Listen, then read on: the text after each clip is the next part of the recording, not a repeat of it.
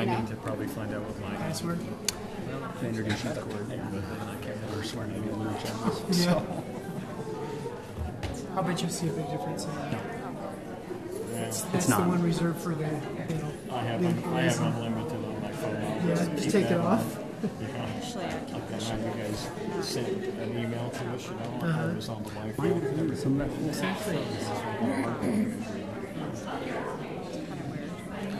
Yeah, if you clicked off of the Wi-Fi, I know. probably did it right away. Yeah. Ladies and gentlemen, we'd like to call our meeting to order. We appreciate all of you being in attendance tonight. It's nice to have so many folks here, and I look forward to having you with us throughout the evening. I'm just kidding. I know that many of you are going to leave as soon as we're done with the first item. But to call our meeting to order, we will have an opening. We've extended that invitation to Councilmember Adams, after which Councilmember Larry Page will lead us in the Pledge of Allegiance. If I may try something new, if with your approval, is there anyone in the audience who would like to offer an opening prayer tonight? There is a plan B, so don't feel too pressured. Okay? Thank you.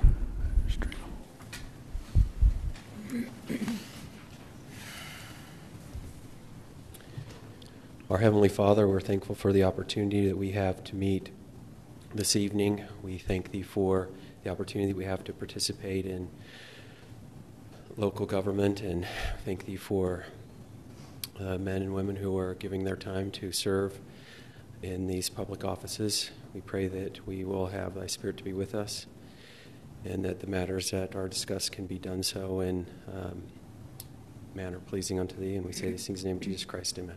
Amen. Amen. Will the audience please rise and follow me in the Pledge of Allegiance? I pledge allegiance to the flag of the United States of America and to the republic for which it stands, one nation under God, indivisible, with liberty and justice for all. Thank you.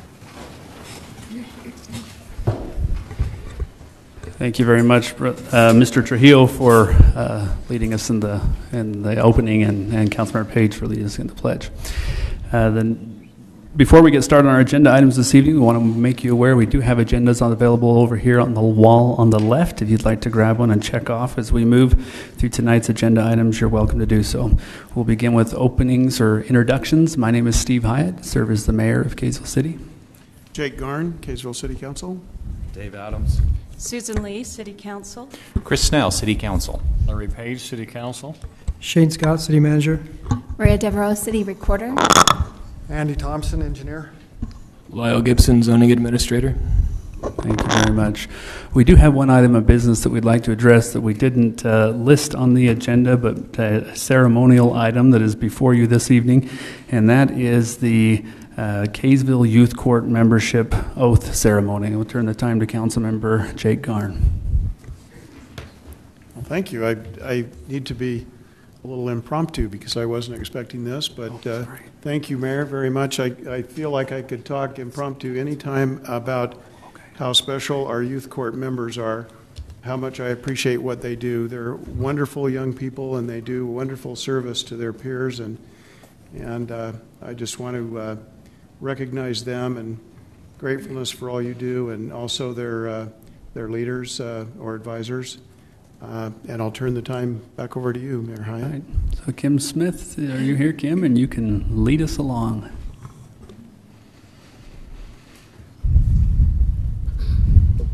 Thank you, Mayor. So as I usually do, I'm just going to give like a brief summary of the youth court for those people who have no idea what it is. And here's just a funny story about that. We had a youth court case a few weeks ago, and the mom and the offender came in.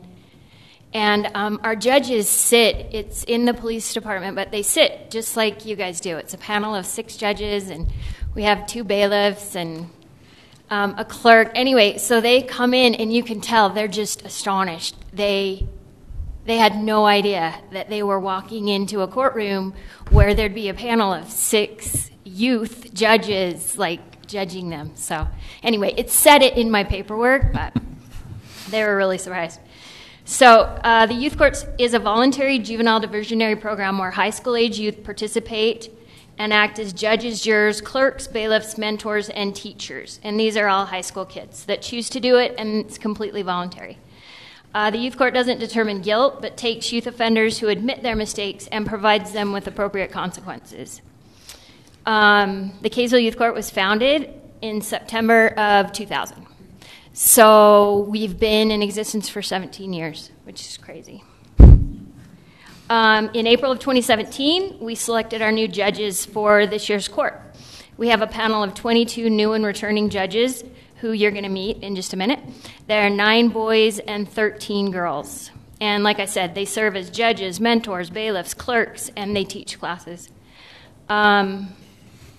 Just kind of a state of the court. During the last year, since our last city council meeting, we've been referred 65 cases. And I'm not going to go through all of them, but just to let you know, the case that we heard the most last year was tobacco and e-cigarettes. And then we had quite a few curfew this year also. Our truancy went down quite a bit, and we had a lot of trespass and shoplifting. So I just want to give kind of since we began, just to kind of give everyone a feel of what the court has done for this community. We've seen approximately 800 cases. The offenders have completed over 17,000 community service hours. They've written approximately 500 essays, because that's usually one of our sentences that we give to them. The judges have taught over 850 tutoring and counseling classes, and there have been over 1,000 apology letters written. So that's kind of cool. There's some cool things for our community. And then just quickly, you guys might wonder, when you have an offender, what do the judges sentence them to? Obviously, community service apology letters, but they're also really creative. And I just wanted to share with you a couple of the creative sentences that our judges have come up with over the time. Recently, we had an e-cig violation, and the judges decided to have the offender create a PowerPoint presentation teaching others about the dangers of tobaccos and e-cigs, and then he had to present it at his case. It was really good. We had a marijuana violation, and it was by an offender who loved to sing. Like, he was an amazing singer, and so they sent him to write a song and then sing it at his return hearing, kind of about his experience. So that was really cool. In the past, we had a disorderly conduct violation where kids who were wearing like those, I don't know what those suits are called, but it covers, completely covers them. Anyway, they thought it'd be funny to jump out of a car and like scare a female jogger. So it was at night. So they had to research the code of chivalry and then write a paper about it and write a paper defining fear and how it applied. Then finally, this is just a funny one. We had a criminal mischief violation where 4 boys decided it'd be funny to go dump over porta potties. So some of them had to write a paper on the history of the porta potty and then present it. So that's kind of funny. Anyway, I am going to turn the time over to Wendy Bennett. She's going to say just a little bit about the judges and then call their names and have them come up, however you want to proceed with that. But I just need to say one thing, and I'm hoping Wendy will say something when she comes up here too. She's been doing this with me for 17 years, and all her kids did it, and they were amazing. And I think she's choosing this year to make it like her grand finale. So it makes me really, really sad, and I'm going to be out there searching for potentially someone else to, well, they can't fill her shoes, but anyway, so this may be her last time. So thank you. Thank you.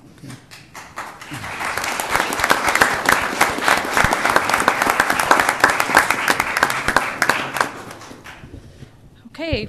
Well, I just wanted to, it feels weird talking with my back to everybody. I just wanted to express my thanks and appreciation to the City Council, especially Mayor Hyatt, for the kind words that he always has and the support that he has for the youth court, and also Councilman Garn. He's there every single Wednesday night that he can be, and he participates, and we ask him questions, and he just does a great job, and we appreciate both of you, all of you, but especially the two of you. To the parents who are behind me of these young men and young women who serve as our judges, we thank you for the great, incredible young men and young women that you are raising, and we appreciate you. And of course, we want to thank our judges for their time and for their willingness to serve their peers and their community in the youth court setting. We are going into our 18th year, and this will be my last year. I'm getting old. We need some young blood in there. Anyway, and over the years, I just did the math, and we've worked with 450 young men and young women who have served as judges in the youth court, and every one of them have been outstanding, and these kids sitting behind me are no exception. We appreciate them and all they do, and these will be our future leaders, and I'm okay with that. They're great kids. So with that, we'll introduce our youth court of 2017-2018. When I call your name, just come up and stand up in the front. Is that where you want them, like we usually do? Yep, okay. Serving as our president this year is Riley Hertzberg. And serving as our vice president is Hannah Stevenson. Riley, just come clear over here. Okay, we have Hannah Coombs. A few of these kids couldn't be here tonight. Kate Gardner, Parker Hull, Kelsey Kinney, Paige Priest, Maddie Wilco, Parker Carroll, Jonah Figelson, Cameron Barton, who just got home from a football game, can you tell?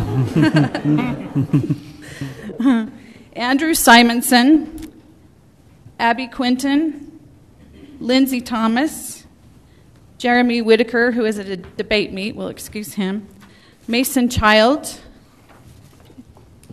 Lauren Rice, Abby Nielsen, Chloe Wright, Chase Dorius, Nate Jones, and Lexi Russin. Did I miss anyone? Okay, there you go, Mayor.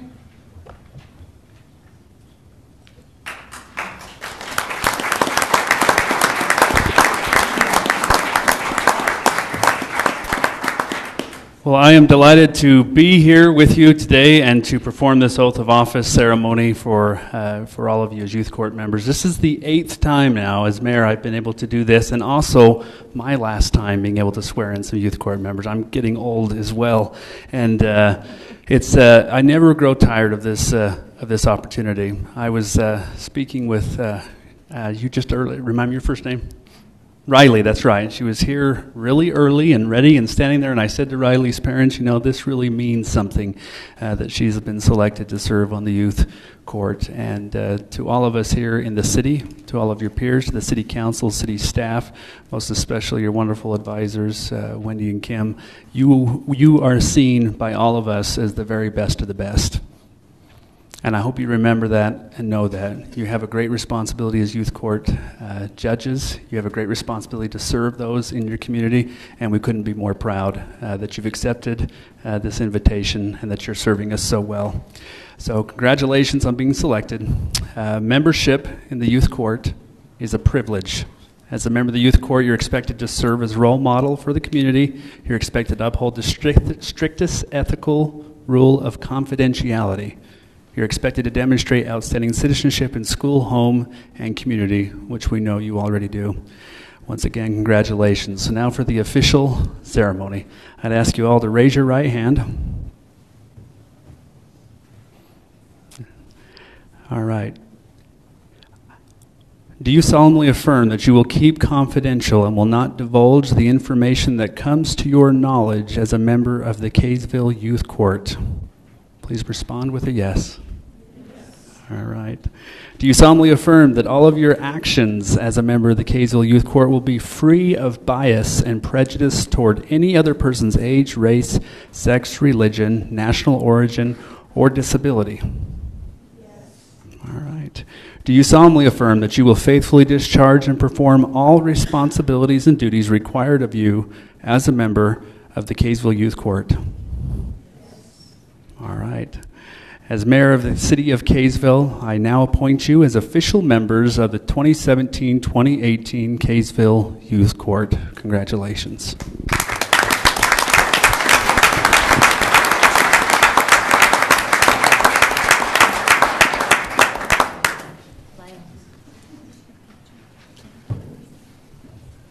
I need to say one more thing. I failed to thank our Kaysville Police Department, the officers that are so supportive of us, and especially Preston Benoit, who is sitting right back there. He's also there every night, and we appreciate all that he does for us. It's just nice to have him there. So thank you. Let's give him one more round of applause.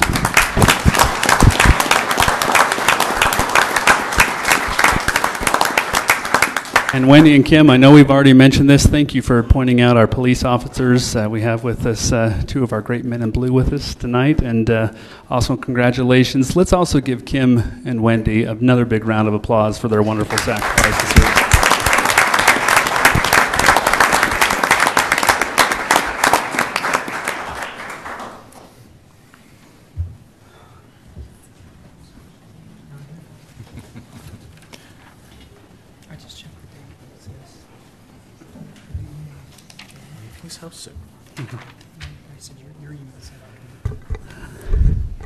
Thank you again, everyone.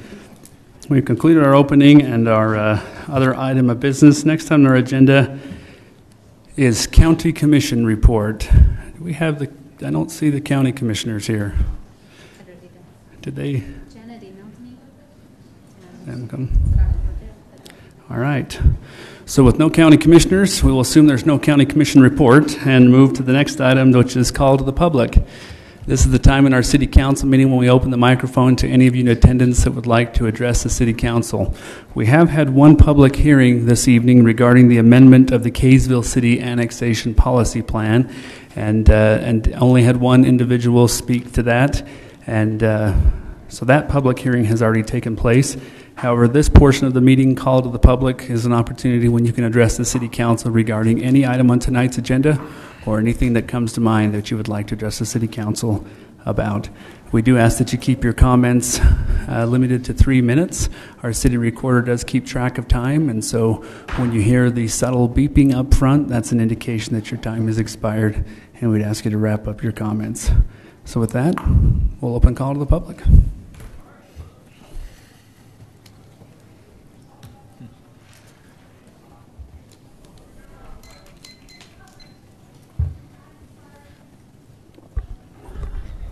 My name's Dean Wall, in case any of you didn't know that. The thing I want to bring to the attention, and I didn't bring anything to bribe you with, so I know bribery doesn't work, so that's why I'm back up here again. But the one thing that I want to bring back to the city council's attention is the parking fee of the $2 per car around the Davis High School area. If they can reconsider that, it would be appreciated. I know they set the fee, but I think it's just a little high. But all I can do is ask to reconsider it. So it's up to you guys, okay? Thanks for what you guys do. You guys do a great job. Okay? Thanks, Dean. I think Mr. Wall may hold our record for longest consecutive council meetings, maybe at least this year for sure, but appreciate you coming, Dean, again. Thank you. Any other items for call to the public? Hearing none, we will close call to the public and move to the next item on our agenda item, which is rezone of 1.56 acres of property at approximately 860 South Rochelle Lane from the A1 light agricultural to the RA residential agriculture zoning district with a PRUD or planned residential unit development overlay zone. Mr. Gibson. Okay. I think the title about said it all, pretty lengthy, but to give additional detail on that for the mayor and the council and those present, the property here nearby Angel Street and Rochelle Lane that you can see on the map and within your packet The area that's actually outlined in yellow is the 1.56 acres of property being discussed. Mr. Mason, the applicant, lives in the house directly to the west of the properties under discussion, owns the big barn building that's currently on site, and desires to be able to subdivide the property for a couple new home sites and building lots. And so the A1 zone essentially requires 1 acre per lot. He's asking for the RA zone, which is a half acre per lot. It would be done under a private lane type subdivision, which is the reason for the PRUD overlay zone. There's an existing drive on site where the access would remain. There would be improvements to that drive to meet the private street standard if development is approved.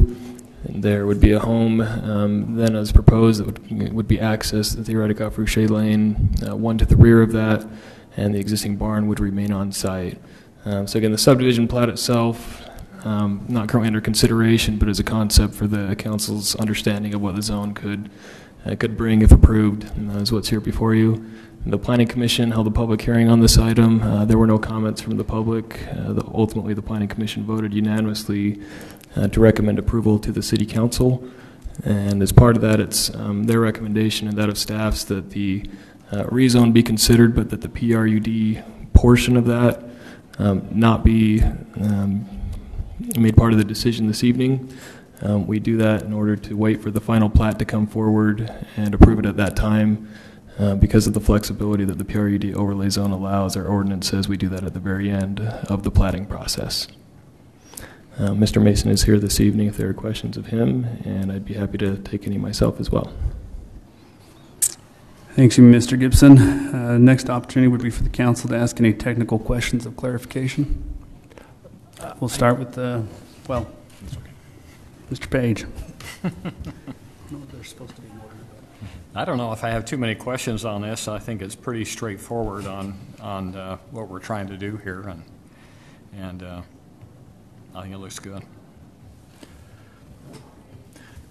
The one question I had, Mayor, is, and I guess I don't know who to direct it to, maybe the applicant, or is this particular lot, it appears that's part of the, I know we're not doing a plat approval, but with the existing drive, it doesn't appear that there's a lot of developable ground on that particular lot, the way that it's configured, at least in the drawings that are in the packet. I don't know if is that planned to be or assumed to be a building lot? I'd be happy to answer that, if there's a better answer that comes from the applicant, maybe perhaps he can help us with that. But that is something we've looked at. It's a little unique based on where the existing drive is, that it splits the property rather than running along the edge. But because of the size of the lots proposed, I don't know if you can zoom in, Andy, or I'll have to get into my report, but I think it's over half an acre, 0.75 acres in size. And so even with the drive that cuts through it and the setbacks that would be required of it, he's actually looked at that specifically. You can see the dashed line. That represents what would remain as the buildable area. And we do believe that's sufficient for a good-sized home. Okay. That's all I have, Mayor. Councilmember Lee? No, I don't have any questions at this time. I just have one question about the second part of this, where until we have a final plat, we would not approve the PRUD. However, the PRUD could be approved subject to the final plat approval at a later date. Is there any substantive difference either to the applicant or to city staff as far as which is cleaner, is there any substantive difference between those two options? They accomplish the same purpose, I suppose.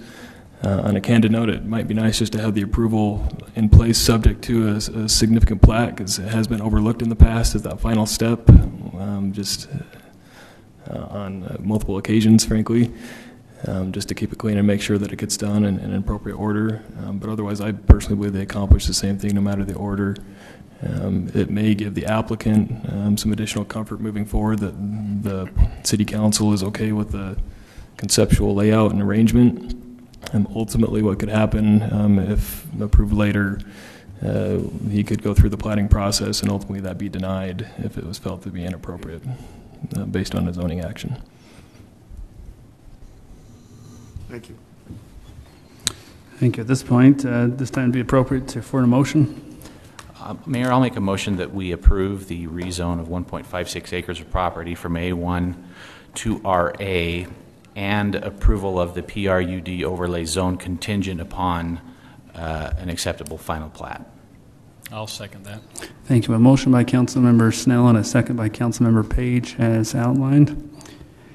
Council, this will be your opportunity to make further comment if you would like. We'll start with you, Councilmember Snell. You have 5 minutes. I have no further comment, Mayor. Councilmember Lee. Yeah, just on the motion, so we're approving the PRUD at this time with the, once we approve the actual plat, or is that how I take it? Or, because you said the recommendation from the Planning Commission was not to approve the PRUD at this time. Is that right? I believe it's appropriate as outlined in the motion, so long as it's contingent on the plat itself, and so therefore it's kind of hanging there subject to an acceptable plat, and therefore not officially approved yet until that plat's approved. Yeah, that's what I took the recommendation to be, was approving the PRUD overlay zone contingent upon and subject to an acceptable final plat. Correct. So, thank you. Does that answer your question? Yeah, I just didn't think we were going to do it tonight. So, okay, that's all I have. Councilmember Adams.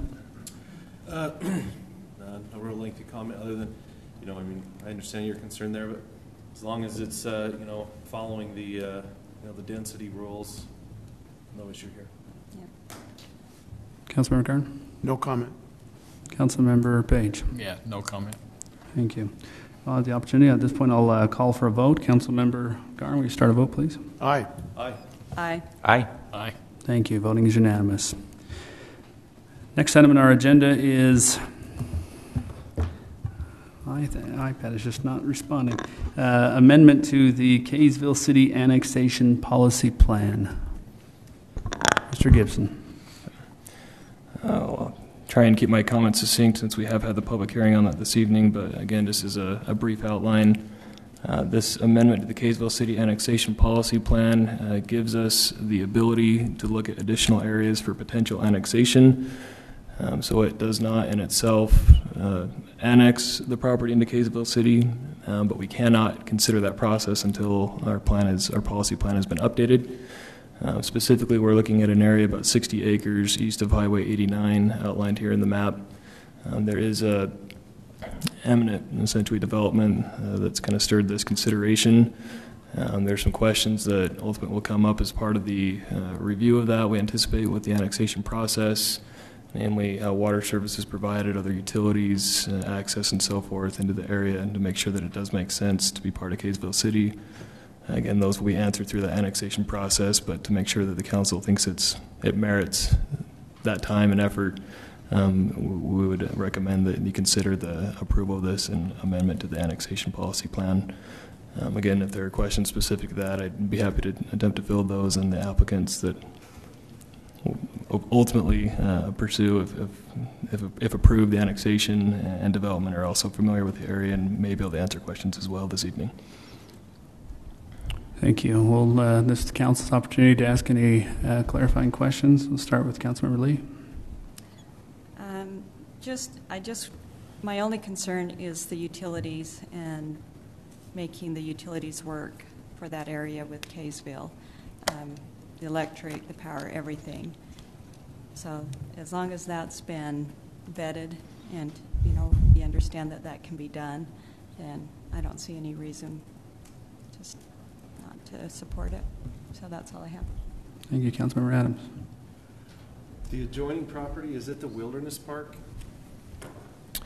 Correct. That which is currently in the city jurisdiction, the red line being the city boundary, is the Wilderness Park. And who owns that? In Kaysville City.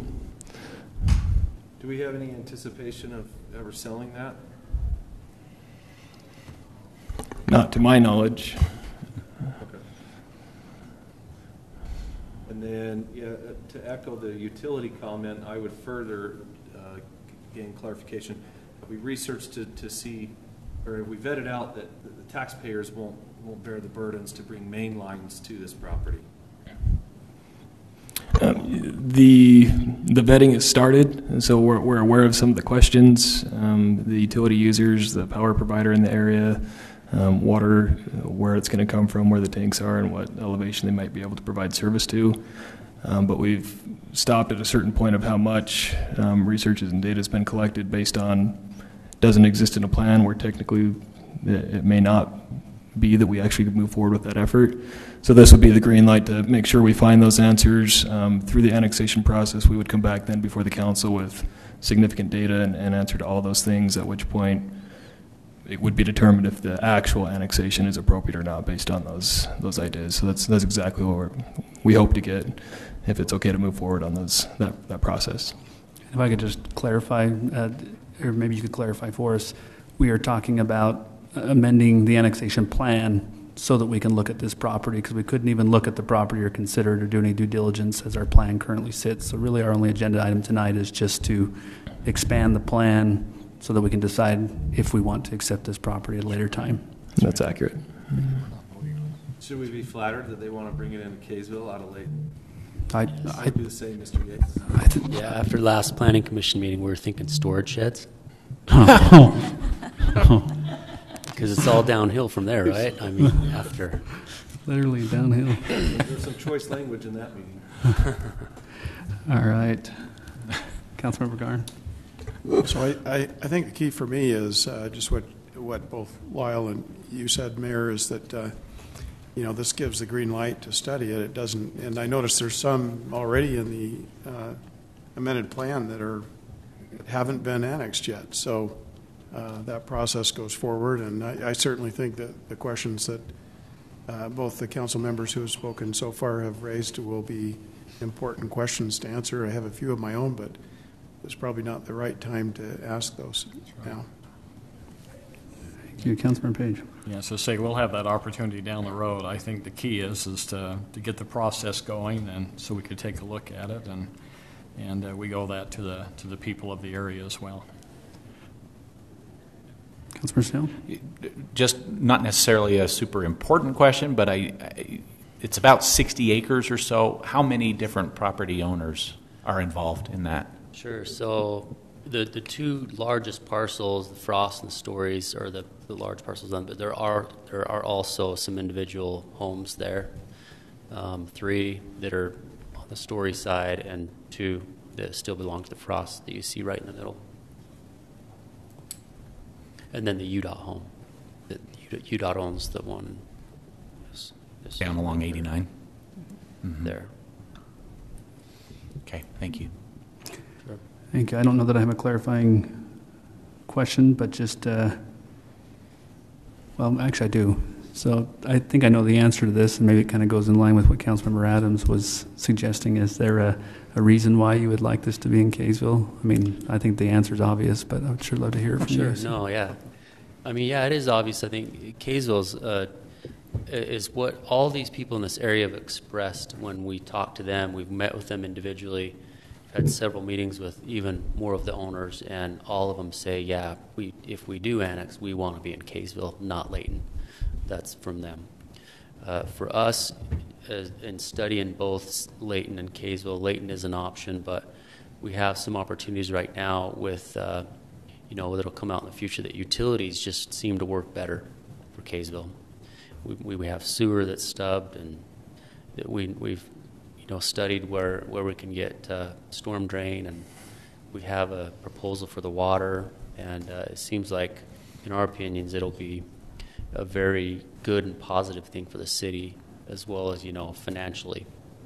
I can't think of anything that would be a burden or cost the city money in this area. Excellent.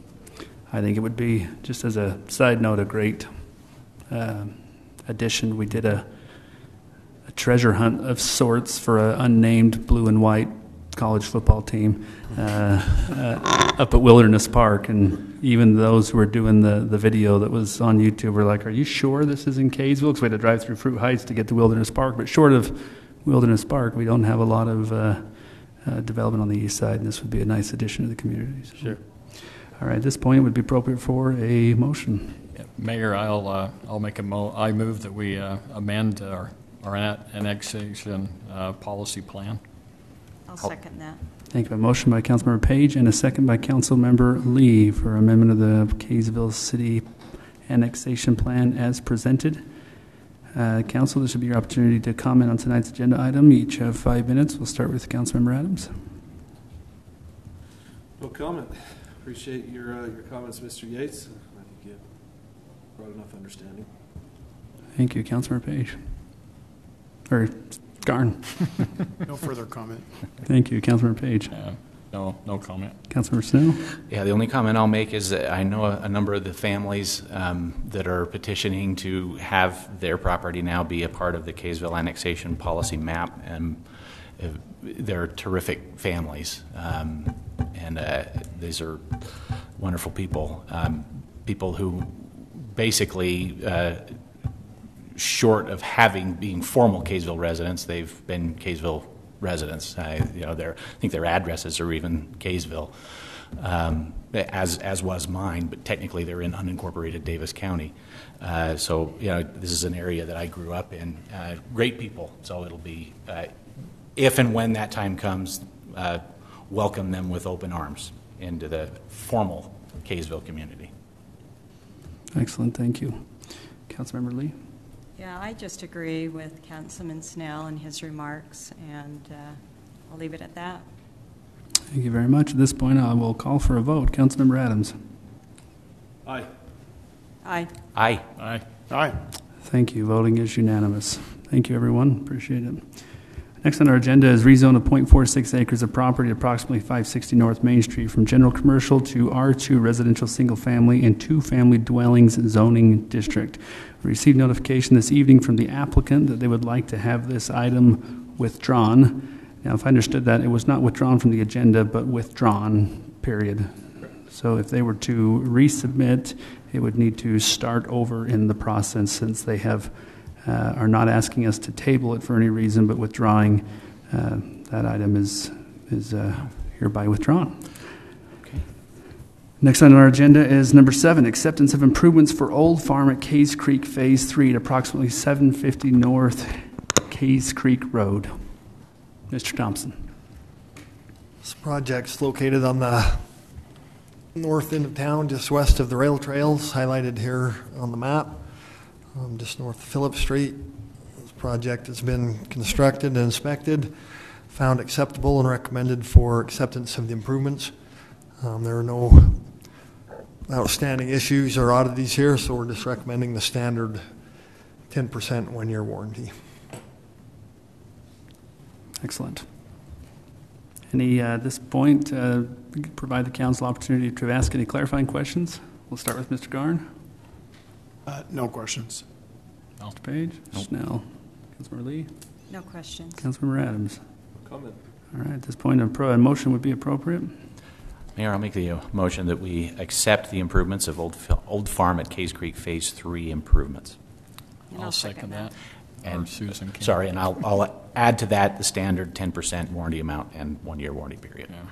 And I'll second that. Thank you. A motion by Councilmember Snell and a second by Councilmember Lee as outlined.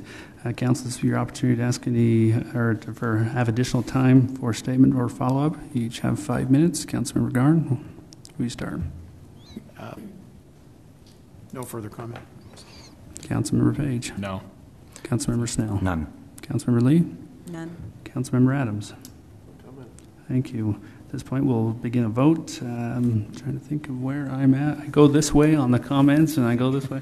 Councilmember Lee, will we start a vote? Aye. Aye. Aye. Aye. Aye. Thank you. Voting is unanimous. Next item on our agenda is acceptance of improvements for Field of Dreams subdivision located at 1111 West Webb Lane. Mr. Thompson. Very similarly, this is a private lane subdivision just off Webb Lane, also just west of the rail trail. Total of 6 lots in here. Again, the subdivision improvements have been installed and inspected by our Public Works Department and recommended for the acceptance of the improvements with standard conditions. Thank you for that report. Council, this will be your opportunity to ask any clarifying questions. Start with Councilmember Page. Oh, none. Councilmember Lee? None. Councilmember Adams? Nope. Councilmember Garn? All right. Hearing none at this point, a motion would be appropriate. I'll make a motion to accept the Field of Dreams subdivision acceptance of improvements. I'll second that. I give a motion by Councilmember Lee and a second by Councilmember Page. Does that go with the standard 10%? The standard 10%. Yes. Also second. All right. Motion by Councilmember Lee and a second by Councilmember Page is outlined. Council, is your opportunity to ask any additional clarifying questions. Start with Councilmember Snell. Or excuse me, you have 5 minutes to say whatever you'd like. No comments, Mayor. No comments. No comment? No comment? No. All right. Thank you. Hearing no comment, we'll start a vote. Councilmember Snell? Aye. Aye. Aye. Aye. Aye. Thank you. The voting is unanimous. Next on our agenda, number 9, is gas line consideration and right-of-way vacation discussion on Deseret Drive. Mr. Gibson. Councilman Mayor, you may recall we've visited probably about a month or so ago regarding this same issue. Dominion Energy, I keep wanting to say Questar, is working on a replacement of an existing pipeline that happens to run along much of the Wasatch Front, including this section of Deseret Drive, if you'll head to the map, Andy. Currently on Desert Drive on the west side of the street, we've got a very large parkway from the back of the sidewalk to the fence. It's about 15 feet wide. Dominion Energy has stated in the past that they were interested in relocating their pipeline into that easement. The effect of that would be to reduce the easement that currently exists across at least the properties within the area highlighted there in red. It was presented to the council as a potential option. The council asked staff to work together with them to see if there were alternative possibilities, namely further east along Desert Drive, of potential locations for that pipeline. It was looked at internally and together with them and determined that really the 2 options still remain, either within the existing easement or within the proposed parkway location. So with that, we recently set up a neighborhood meeting together with some of the residents, each that have at least a portion of the pipeline going through their property and parts of that easement, to talk about what some of their preferences might be as to where that may be located. Some of them are here this evening, so I may allude to have it come straight from them. But in short, there are a couple considerations: is the proximity of the pipeline to the house, the easement on the property, and the fact that they can still utilize their yard and such with the easement across it, but they can't plant trees, for example, or a few other items that they'd be limited in using. And then also, because Deseret Drive's a busy street and you have some of the businesses in the area, they're looking for a solution to create a buffer of sorts from sound from those things to the east of them.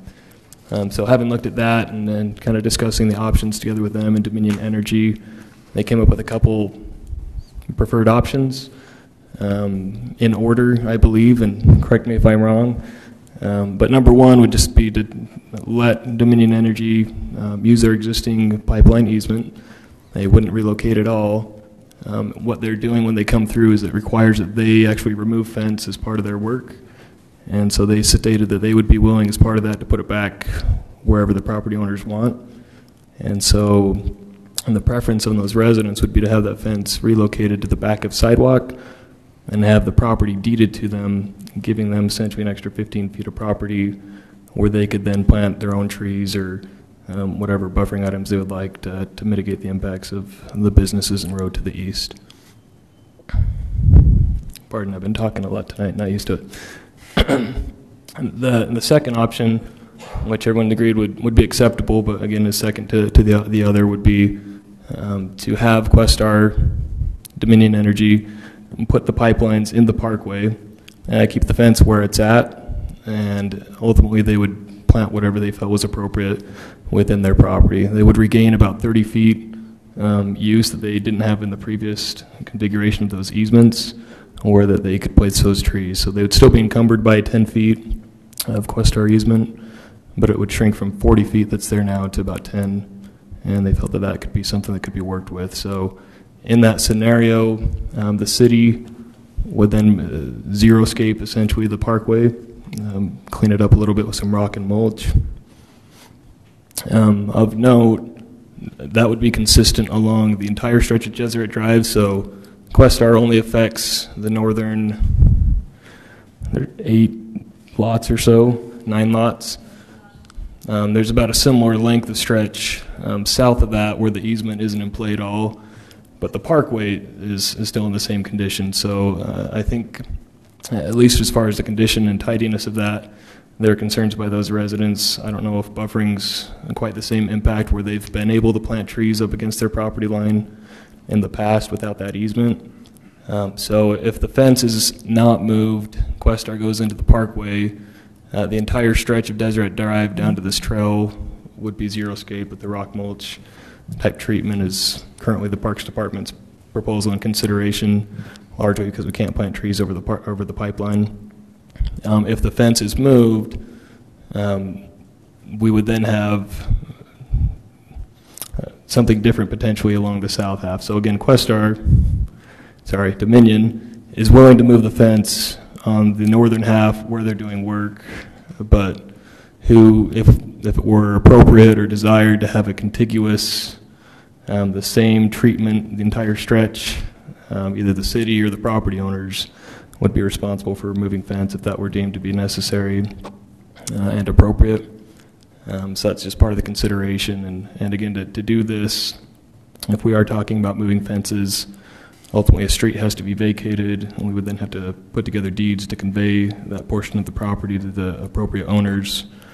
But the two different options. So again, I know Mr. Birch wasn't certain if he should stand up during the call to the public. I mentioned it may be appropriate at this time. So I'll just make sure you're aware that they do have some comments they'd like to share. I don't believe Dominion Energy was able to have a representative here this evening, but if there are questions of myself, I'd be hopefully happy to cover anything that you have to ask. Thank you. As part of the staff presentation or a presentation of the agenda item, do the neighbors affected have a representative they've appointed to address the council, or do you want to give any update? And then that way the council can ask clarifying questions of you as well. I guess I've been volunteered by my wife. So. All right. And we are on the north section, which the gas line actually runs through 40 feet of our backyard. If you'll state your name for us, too. For Mike Birch, sorry. Thanks, Mike. I think several of you know me, but we actually, and I think we only gain about 10 or 15 feet and not 30 feet of that because we have 40 foot. But anyway, the closest we can plant trees to the road, to Deseret Drive now, is 40 feet from the fence, and then another 15, I guess it's 15 feet of the vacated, what Tri-City had there as trees originally. And so we have planted several trees, but it still doesn't give us much of a buffer. Originally, when they built Deseret Drive, and this has been 10, 12 years ago, it was Mayor Roundy, and we had talked with the city council, and they had originally talked about building some type of a berm there, planting trees and giving us some sort of a buffer there. When Roger Lawson was part owner of Tri-City, he volunteered. He said, hey, I will put pots there. We can put trees there. We'll rotate them. It'll look good. And when Tri-City, when he owned it, when they were there, it did look good, and it was kept up, and it was maintained. Since the new owners a few years ago have taken over, it has gone downhill. And trees are seldomly there or randomly there. But what we would like to do or propose to do is to take the burden off of the city. Even if the city had to move some of the fence on the property further south, it's probably minimal as to what it would cost to zero-scape and to maintain that, in years and years going forward. So we would propose that if you, and on part of it, like you said, Dominion would actually replace the fence next to the sidewalk, and then we would gain that ground, and then we would landscape it, and so it would look like, just a fence and a sidewalk. without the burden of the city having to landscape or xeriscape or plant trees or maintain gravel or bark or whatever else there. So that's kind of our preference would be to bring them right through our backyard, and then we could plant trees out next to the sidewalk or next to the fence eventually. So I don't know, does anybody have any questions? I can kind of diagram that. And I know we talked about, you know, is it feasible to get out into the street? And from my understanding, there's too many utilities out there, and the easement's kind of where it is, and that's probably the best possible scenario right now. Excellent. Thank you, Mr. Birch. At this time, we will actually open to the City Council members to ask any clarifying or technical questions regarding the presentation. Do you have something to add? I was going to say, I know there's several other members of the neighborhood here too, and I don't know if anybody else has. I think we're pretty much all in agreement, and that was our first, that was our preference, was to do that. I don't know further south down, I don't know what, but I believe that was their preference also, and they've had several years of buckets and now weeds growing there, and it's not very attractive, and it hasn't been maintained, whether by Tri-City or Kaysville City. I know Kaysville City did come and mow it once or twice, but that's about the extent of it. So, thank you. Are there maybe you could raise your hands just so we can know other property owners, and then if any of you have something that you feel like maybe Mr. Birch didn't cover that you'd like to add, would welcome you to do so.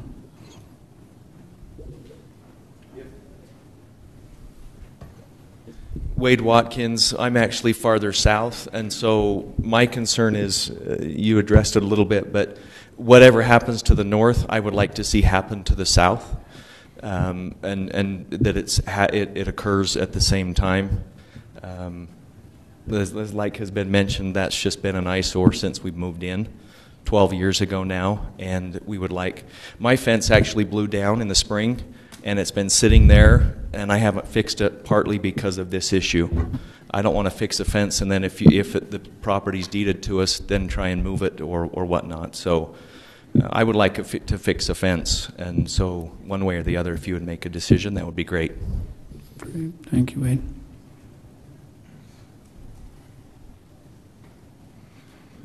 Larry Hardy. I'm one of the owners in the north section, which has the pipeline running through the backyard. I'm not sure that we all agreed that the number one option was our preference.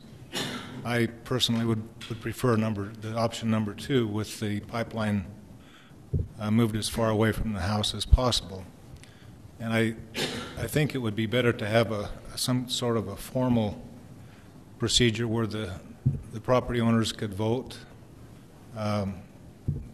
My wife and I attended that previous meeting, and it seemed to us that there were as many neighbors who wanted the pipeline as far away from the house as possible as the option number one. So I disagree a little bit with what Mike said, that was our option, because that's not my preference. Thank you.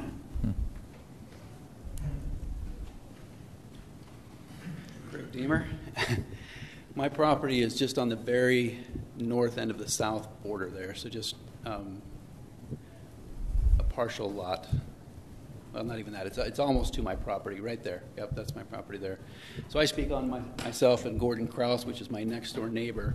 We would prefer not to have anything moved. We would prefer to have the city xeriscape it, take care of it. Ripping up that fence, moving it back, just means we have all our landscape that we currently have existing that we're going to have to move or do something with to accommodate that extra space. And it's not worth the expense and time for us to do that. But we would like something taken care of as far as xeriscape, because it is a mess as far as weeds and just garbage in general. People that drive up and down that street are throwing stuff into the weeds, and then they cut the weeds down, and you've got pop cans and beer cans and everything else out there. So our preference would be leave the fence as is, city xeriscape it, and move forward with that. Thank you, Greg.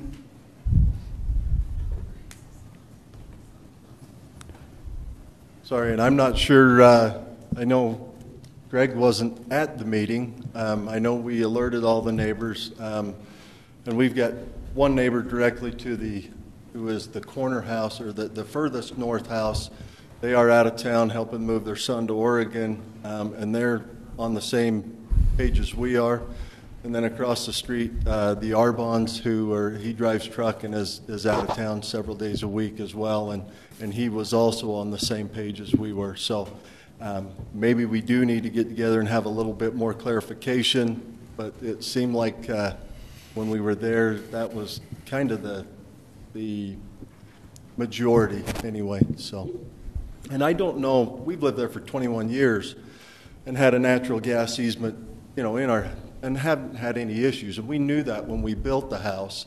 And I don't know, by pushing that out 15 more feet, it's not going to make us any safer. It's not going to do any different. It is going to interrupt and disturb the landscaping that we've already done, but that's going to happen anyway when they come in and tear everything out. So I'm willing to re-landscape my yard in order to get it so I can have a buffer and have a little bit of Deseret Drive, which when we moved there, it was on the corner of a dead end and a circle. So we didn't have anything but a pumpkin patch and a farmer's field behind us. And then when they did put the road in, the city agreed to do something as a buffer there, which we have not seen. So, thank you.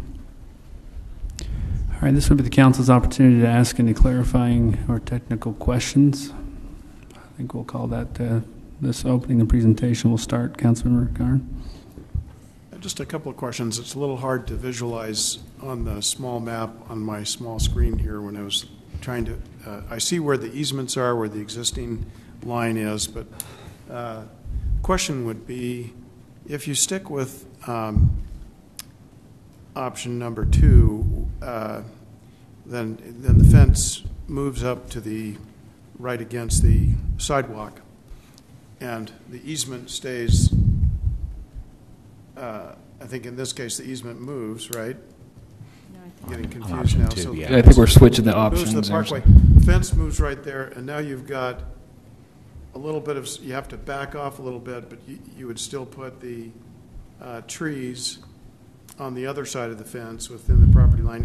If you leave it where it is, the fence line where it is, with the existing easement, then you could still plant trees in that scenario. They would be between, trying to think here, they would be, so I'm trying to think where the placement of the trees could be in either scenario. Your options are kind of mixed up. If you would like to answer this question, then use a comment. I had it in my mind, but when I tried to speak it. Option 1 was moving the fence and deeding the property over. Option 2 was leaving the fence where it is and moving the easement to the east and putting the gas line where those trees and potted plants are now. And I apologize, I misspoke when I did understand that, but what I didn't understand is in either option, where would trees be able to be planted? In our yard, we would be able to move trees about, I think, 15 feet to the east, which still puts us about 15 feet off of the fence. So it takes up kind of the center of our backyard, essentially. And so essentially in that option, the trees would be in between the easement and the fence, right? No. No? The easement would still be to the east of us. The easement would be the east. Still in, so the trees would be on the west side of the easement? Yes. Okay, yes. Gotcha. And I don't know, yeah, you can see, and I'll go to the board and point. Do you want to give him a pointer? Or? Yeah, there is a pointer at the dais. 3 trees here, and then 1 tree there, and that's as close to as we can plant to the easement. Because we do come 40 feet off of there, that is right on the 40-foot. And to help with the clarification on that, Councilman Garn, the 40-foot easement that currently exists is as stated. What would happen in the scenario where that's abandoned is an easement would then come out to the street, and it'd be 30 feet from the back of curb, and it affects approximately 10 feet of their property still. So they would shrink the size of the easement from a 40-foot easement to a 30-foot easement, and its location would approach the street. And again, because trees can't be planted over that, again, it's not right up against the fence, but at a certain distance, they would be able to plant trees on their side of the fence. Okay, that makes sense. Thank you. It doesn't make a whole lot of difference then in terms of a tree buffer, which option you go with. I guess my other question would be, who would pay for the moving of the fence to the south? I'm not clear where the line would be, where Dominion would be willing to move the fence and pay for that. Who pays for it where Dominion isn't willing to, assuming that those south properties would not be paid for by Dominion?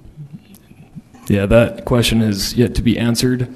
So whether that's the existing property owners, if we were to deed it to them and say, here's property, you change your line, your fence line on your own dime, or if the city were willing to participate. Brandon Drive is roughly the divider on there. There's one other property just that's slightly affected by it towards the corner up here. But that is one of the questions that is yet to be answered. So I guess the eminent guidance we're looking for from this is Questar is, Dominion is moving forward faster than they've originally told us. They think they may be in this area by the end of the year. I think they stated a few weeks ago when we met, maybe within like 5 or 6 weeks, so that's just a few weeks out. They have informed me that they try to keep their crews busy elsewhere while this is still figured out. But they've got some interest in some quick answers if they need to put together easements, if they are to move into the parkway, to get to work on that. We may have to take more time at another date if it's determined that we need to vacate the street and deed property. We know that Dominion would take care of the fence there, but we don't have the answers as to who takes care of the fence on the south, at least yet. At least I don't. Okay, thank you. That's all my questions. Thank you, Councilmember Page. I actually see problems with both of these. I know if the city moves the fence, that's going to be an expense. But if they don't move the fence and say it's the responsibility of the homeowners, I guarantee you, just with the people talking here tonight, you're going to have some that would be willing to move it now. There's other ones that say, hey, I don't have the money to be moving it now, and we're going to have a fence that looks like this. It's not going to look good. I guess here's another question I have is how close, if we go with option 2 or option 1 and they move the fence towards the road, how close is it to the curb? The current sidewalk at back of curb, I believe, is 6 feet in width. So the fence essentially would be 6 feet behind the sidewalk. And perhaps I should clarify, are you looking at the distance with the pipeline easement or the fence itself? Well, I was just wondering to the side of the road. Here's the issue, and I don't want anybody to stone me. What happens in the year 2045 if, all of a sudden it's very crowded and we decide that as a city that we need to turn that into a 4-lane road? I mean, you've kind of if you deeded all that land over, then it's going to be a mess trying to get back that land to expand, it seems to me.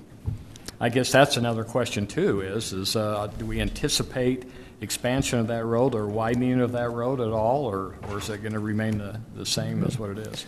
Yeah, there are no current plans to make any modifications to that road or right-of-way, but cities exist for a long time, and that is a concern that we've had as staff, is whether that's 100 years from now or at any point. There's always that potential, but there are no plans to do anything in that area. Well, it seems to me with the citizens, we're not ready to make that decision tonight because it seems like we have people in both camps, that what they think should be done. I think there needs to be some further discussion, is my opinion. For just one more question: do we know how much footage do we have that if they move the fence, what Dominion would move, and then how much we would have, or these citizens would have? It's 15 feet between the back of sidewalk and the existing fence line. I know that total footage. Oh, I apologize. The whole street is about a mile, so I think this section's about half a mile. So half a mile on the south that Dominion would take care of, and about half a mile south of that we'd have to find a solution to. Okay. There is a portion of Deseret Drive that has housing on both sides that will not let you move it. If you get, it's way down to the bottom or to to the end of Deseret Drive, so if you're planning on widening it, I don't know if you're going to widen it down there as well. Okay.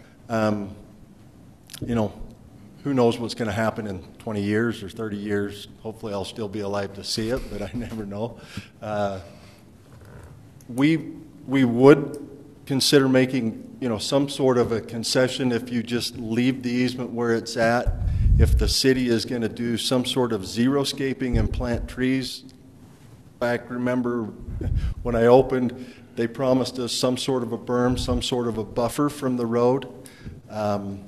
We would be willing to buy some trees, and if the city can plant it, water them, whatever, then we would be willing to do something there if we want to leave the easement where it's at and put, you know, trees out there. I know the city would plant some, and it would look like the other side of the sidewalk where there is bark and a few trees scattered throughout. It's clear around by the city shop building is what they were talking. There. Similar to that. But we would actually be willing to purchase something like a pine tree that would be green year-round, that would create a buffer between not only Deseret Drive, but the train and the freeway as well. So, and the trucks that park in our backyard at 2 o'clock in the morning and back up and run the reefers and then leave, and the dog barks and everything else. So, yeah. So there are several of those that unload in Tri-City that unloads trucks at 2 o'clock in the morning and wakes us up as well. So anyway, there's a couple options there, and we would be willing to, you know, if the city's willing to plant them, we'd be willing to purchase some and help create a buffer. So. Thank you. Okay, Any other questions, Councilor? Well, I just one comment. When you say we, are you talking you as an individual, or are you representing the group? My wife and I. Okay. Yeah. I've learned not to say we. My wife says, "What, do you have a mouse in your pocket?" No, she goes. So, I guess I'd be careful with that. Anyway, that's all the comments I have. Thanks. Councilor Stout? Yeah. So, you know, in the interest of full disclosure, this is my neighborhood. So I live right in the area, and I have great friends and neighbors, and it sounds like where there's a mixed opinion about exactly how we'd want to approach that. I agree. This is the part for technical questions. Sorry, Mayor. Trying to bring this to a technical question. Staff, is there an alternative that the city would foresee as something that would be either one of these two or a third road that would be conceivably, you know, useful? That's been discussed with the neighborhood. We've only looked over the two options. Well, we came to the two options. I guess we probably discussed a number of things together at the meeting, but those seem to be what was acceptable to everyone. Sounds like the preference is debatable as to which one was preferred by the majority. The biggest portion of comment that I've heard, perhaps from the city's end, is from the Parks Department on maintenance. That whatever be uniform would be helpful.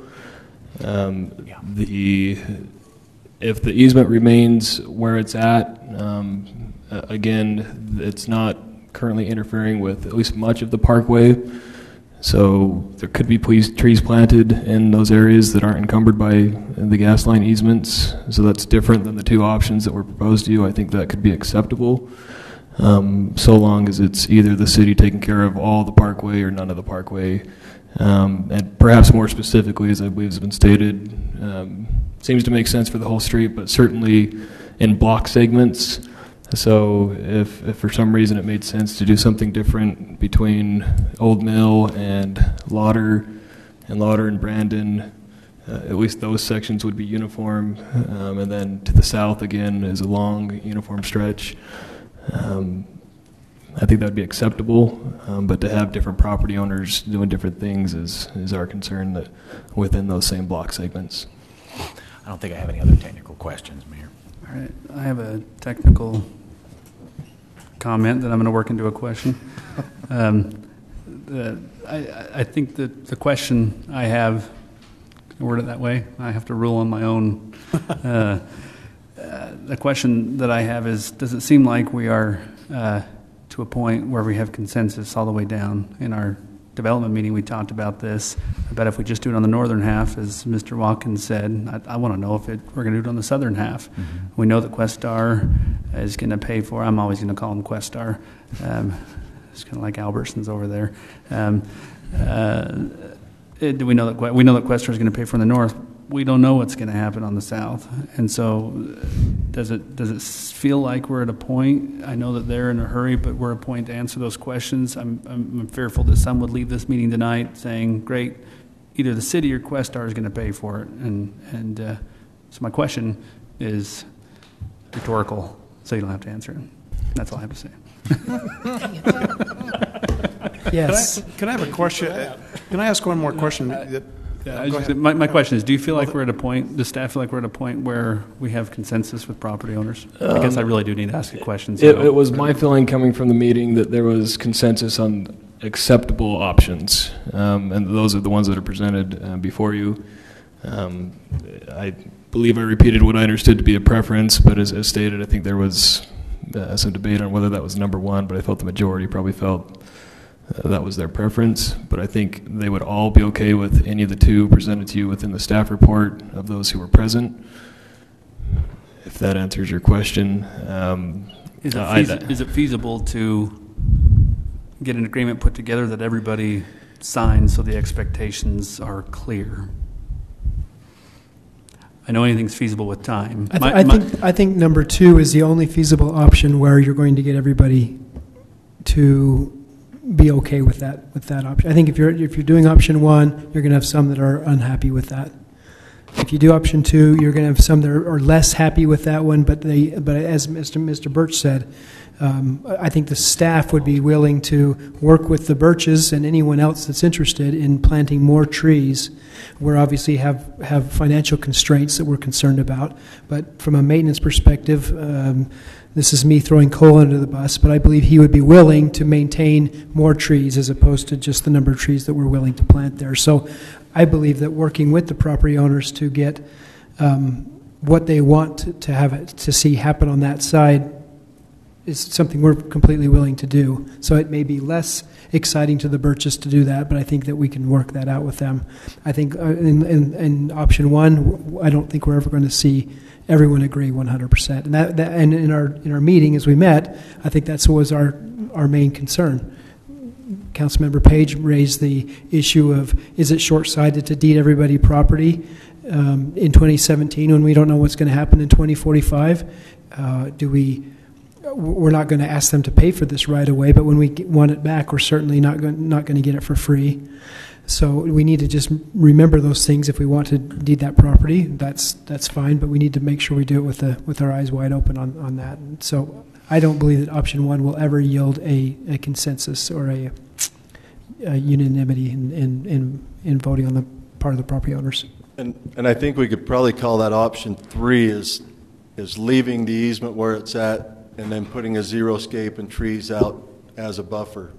So well, and that was my question, if I might, sure, Mr. Mayor, because we do have sort of a variation, what I would call it's a third option, but it's a variation of option number one, and I'm wondering if that would change the consensus at all.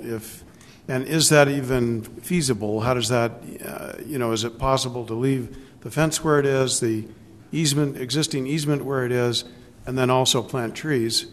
And we're getting maybe the cart before the horse a little bit, because we're asking questions so we can understand and then get to that point if we have a motion, and then discuss whether or not we're ready to move forward or not. And I guess that would be my question, is would that make it more acceptable to those who are concerned about option number one if there was a tree buffer without moving the fence? So the fence stays where it is instead of moving up to the sidewalk. Wade Watkins again. Maybe address that a little bit, but Mike, I have a question as far as what is meant by xeriscape. Most often, my understanding of xeriscape, it doesn't have a lot of trees, and so you start adding more and more trees, it's no longer xeriscape. And so But we want those trees because we want that buffer. Right now I have no buffer between the freeway and my house and the trains. But that's what I'm suggesting or asking. Is it So- possible you could maybe have xeriscaping around the trees, but, you know, to have trees as a meaningful buffer? I wouldn't be opposed to that, especially right now. Personally, my house, I don't have enough space between where the fence currently is and my house that I can put a tree in my property right now. So if I had the ability to put trees in that space, then I would be open to it. But again, my question is it really xeriscape if we put 40 trees along my backyard? No, but I'm not sure that it needs to be xeriscaping. In other words, it could be trees instead of xeriscaping. Yeah, and I agree with that. But part of the issue my understanding is why this hasn't been done in the past is because there's no money in the city's budget to take care of that property. And so if you put all those trees there and landscape it and don't xeriscape it, where does that money come from? Well, then if I might ask you this, you know, normally on a park strip, and granted there's a fence all along there, but normally a park strip is city property, right? And yet the property owner takes care of not the city, takes care of the park strip. So I'm wondering if, and that's again to your point, the city manager's point, you have to maybe get agreement that that's what the residents would want to do. I think Councilmember Garn, and to answer your question, I think in this case that the city has conceded that there are areas in this stretch of road that are nearly impossible for the property owner to be able to maintain, with being able to get out of their property and going around, and with a lawnmower or a snowblower or anything like that. So Cole Stevens has conceded to, yes, this is probably best maintained by the city. And I don't want to get into the particulars of xeriscaping or zeroscaping or whatever it might be, but I believe that Cole is completely willing to put trees in this area. I think he hasn't maintained it yet, not less out of financial constraints, and it was more out of this was somebody else's responsibility, and they up until now that had been okay. So done. It may be possible then, because I know some trees are very drought resistant. We have a couple that never get watered that are on the DNRG line. It might be possible then for the city to plant trees that with xeriscaping rather than grass that would be very low maintenance, low water. I'm sure that's true. I'm sure that's the case, and I think Cole's got a plan for this area already that includes trees, and I believe that not completely wanting to speak for him, but I believe that he would be able to accommodate more trees for those property owners if they are willing to purchase those trees and they make sense from an arborist perspective. I think he'd be willing to include those in the plan. Thank you, Mayor Hyatt. That's all my questions. Thank you, Councilmember Lee. The question that keeps coming to my mind is, why did the city keep so much of an easement right along that road? What was the purpose? Was it but usually a buffer? It originally was a buffer, is what why they kept it there. Thank you, Mr. Thompson. At the time, sorry, I'm the only guy in the room that's old as Mr. Birch, maybe older. First part of this subdivision was built before Deseret Drive was conceived. As it continued to extend through, originally Kays Drive was designated as the major street through that subdivision from Old Mill all the way to Burton. There was a change of plans during the course of that. Deseret Drive was conceived. So somewhere here, these homes were existing when Deseret Drive was built. The south half was part of the subdivision that constructed Deseret Drive. So when, as was mentioned earlier, you buy a lot that's at the end of a stub road with not expecting it to be a corner lot, the city felt some obligation to offset that impact of the road to those existing neighbors. So the road it's actually the right-of-way is oversized based on the normal right-of-way width for a road of that nature, with the idea of buffering there to protect them from a road that they didn't plan on. About that time, Tri-City Nursery started expressing interest in the property, and offered to use that property. And at the time, and when it was done correctly, that seemed like a win-win for all the parties. They got use of free property, we got maintenance, they got buffer, everybody was happy. I think the issue now is that buffer's gone away. We've seen an opportunity with the gas company to look at the issue and see if there's another way to do it. So that's generically the history as I recall it. Okay. And then my other question would be, if we do plant trees and upkeep the buffer zone, then are the residents going to have much say in what's planted along the way? Would we work with them on that, or is it going to be up to the city to just decide and do it? Is there a middle ground there? Because I think we would be certainly open to within reason having the but does it need to look uniform? It probably does on some level. So if we rely on the professionalism of our staff to work with the homeowner to explain, oh, you want a palm tree right there, well, that's not going to work in this environment. But I think within reason, absolutely. Okay. I did get notice from Cole that he's okay with planting trees. That's the beauty of technology. He's watching and participating at the same time, whether he likes it or not. He actually messaged me and said, I'll even dig them all myself by hand. So that's really... Wow. Thanks, Cole. I'll have to verify that for myself. And if I may just verify on that one. In addition, as part of that answer, one of my understandings from the neighborhood meeting that we held, part of the reason the two solutions that were proposed is the residents would have control of what went in there. They felt that they would probably do more than the city likely would. They could plant what they wanted, how they wanted, and that's a big part of the reason that the two options proposed were selected. Yeah. Thank you. Mr. Birch, were you trying to answer, sorry to dominate, this? But that would be my concern, is one tree every 20 feet gives me very little buffer, but where I could stagger some trees and put some pine trees, which would give me a buffer year-round, then that's what I would prefer. Thank you. Really? Oh, yeah, another question. The Dominion Energy said that they are anxious to get this going. So if we were not to decide tonight on this, how much would that affect that? Difficult to speak for them, so bear with the answer. But they do have rights in the area now under an existing easement. I think if it came to a point where we didn't choose an alternate, they would simply go forward within that easement. That would still create some questions as to what happens with the fence or other things that, again, have been discussed. Our options going forward with that easement. And they've got a significant project that they're working on. So I think they have several areas where they can send their crews to get to work. The report prior to this neighborhood meeting that I had was we were looking still at 2018 before they'd be in Kaysville working.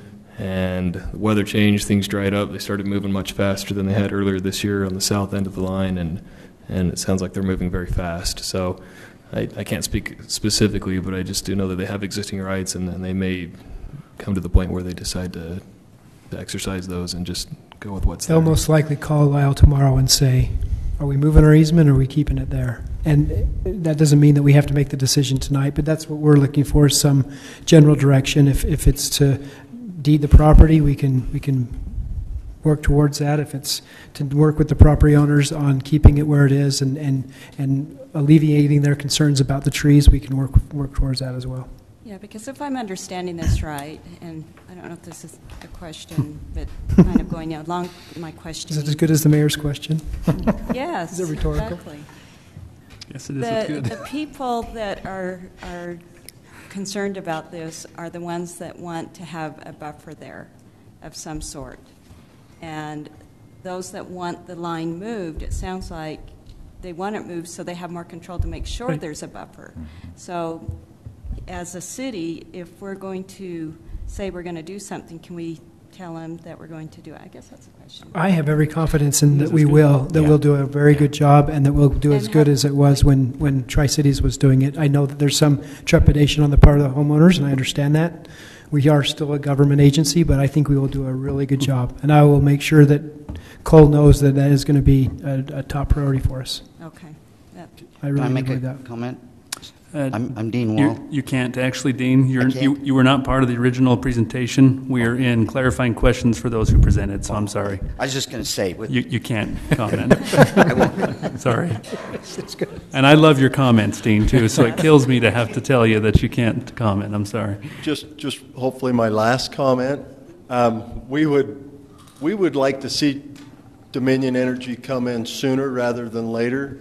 Number one, we have a garden in that easement area, and if they do that, our garden's gone now. Hopefully it will be back in place where we can put a garden in for next year, and then it won't cut water to our backyard, so we don't get that. We'd rather have it done through the winter months where we don't lose part of our water, we don't lose our garden for next summer. So if they want to come sooner, we'd rather have them sooner than later. Thank you. I just have a question. If the pipeline were moved under the strip, under the parkway, how much space would homeowners gain where we could plant trees further to the east within our yard? Yeah, so if you'll pull up the image, Andy, I know it's a little bit hard to see, but that next slide. So it varies a little bit lot to lot exactly where the line lies, but essentially from the fence west, there's about 40 feet of easement currently against these properties. Questar stated if they were to abandon that easement, right here, and if you can zoom in on that, it's a little tough to see. So you can see the gray area where the existing easement lies. It's a 40-foot easement width. I'm told the pipelines aren't necessarily in the center of it, but if they moved it out of that into the street, or parkway area, the right-of-way, from the back of curb, they reduced the size to 30 feet. They've stated that they can reduce it from a 40-foot easement to a 30-foot easement because, frankly, to the east of it, they're not concerned about what gets put there. It's a road versus on properties they like additional easements because of structures and things that get put into place. They need more space and elbow room. So the size of the easement itself is smaller. The parkway is 20 feet wide, so 20 feet of that is easement, and then an additional 10 feet creeps onto these residents' properties. So it essentially takes a 40-foot easement, moves it, and it's now, at least in their properties, only 10 feet left. So again, they wouldn't be able to plant trees right up against their fence line where it sits now, but 10 feet from the fence line, which is about 40 feet or 30 feet closer than where it currently sits. I think it was mentioned by Mr. Birch that it isn't quite 30 feet, and I think that has to do with limbs and kind of stretching out over that. But anyway, it frees up 30 feet of their property from easements, and they're still left with 10. Thank you. So 10 feet from the fence, we could plant a tree. And that's for Questar to determine it. I think they stated something, which is where I believe maybe some of the different distances come from. Because if you plant a tree, branches grow out from where the trunk is, obviously, and that overshadows their line. I got the sense that if it's not going past the fence, that may be something they'd be okay with, but there may be the case where they need a little extra distance so that the branches aren't going over that easement itself. Well, my number one concern is that the fence stays where it is. My preference would be to move the pipeline out under the park strip, just because that would be a lot less disruption to our yards as they go in there and have to dig it up. And would also put the pipeline in a place where they can get to it easier if they ever have to come back and work on it again. Those are just my thoughts. Thank you. Councilmember Lee, you're still in clarifying questions? No, I'm done. Councilmember Adams, do you have clarifying questions? Just when I left, I remember we were talking about, I heard Councilmember Page mention that what if we want to go to a 4-lane roadway one day? I mean, that would be massive. It'd be a great belt route for us out there. But, and then I think it was in lieu of the fence being placed, right behind the sidewalk. But we just spent $55,000 putting the fence behind the sidewalk on the south end of Deseret Drive, and that wasn't a concern then, and we were forking over a lot of dough. So, I mean, do you have a question? Not necessarily. I'm wondering, is that a concern now?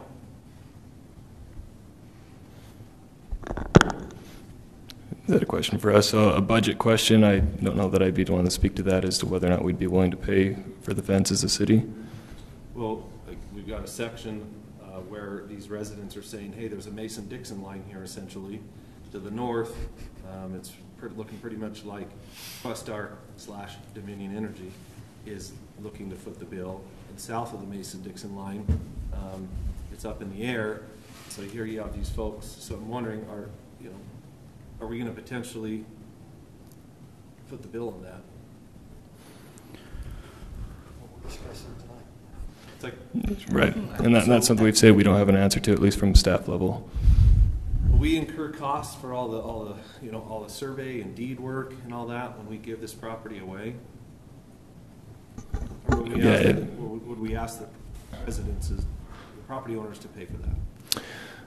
I think the anticipation is the city would work towards creating the deeds and then working with the property owners to have those signed and conveyed. However, the council could determine, I suppose, a different course of action. And so that's the type of direction that we're hoping to get from the council this evening. Thanks. Any other clarifying questions? Mr. Gardner, did you have a follow-up question? No, I do not. Thank you. Council, has been a good question discussion session. We would, this time a motion would be appropriate.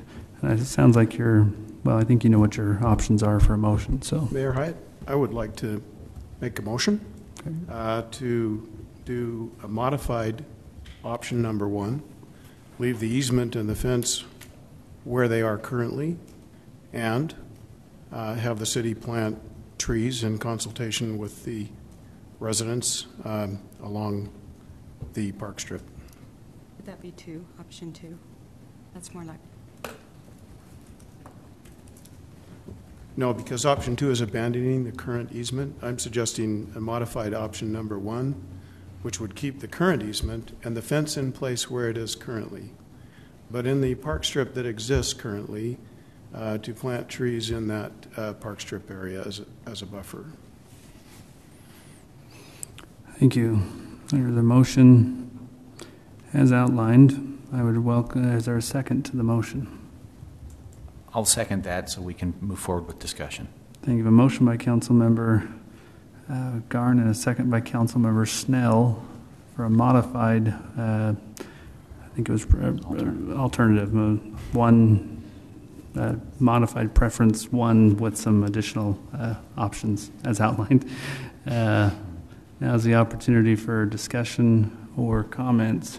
Do you want to start, Councilmember? If that's okay, as the motion maker, sure. I will start and explain my motion, why I say this, and I feel quite confident that I'm ready to move forward and vote aye on this. You notice some of the residents who were originally for option 2, although they would still prefer that, one of the primary concerns was not moving the fence, which was one of my concerns too. How do you line that up?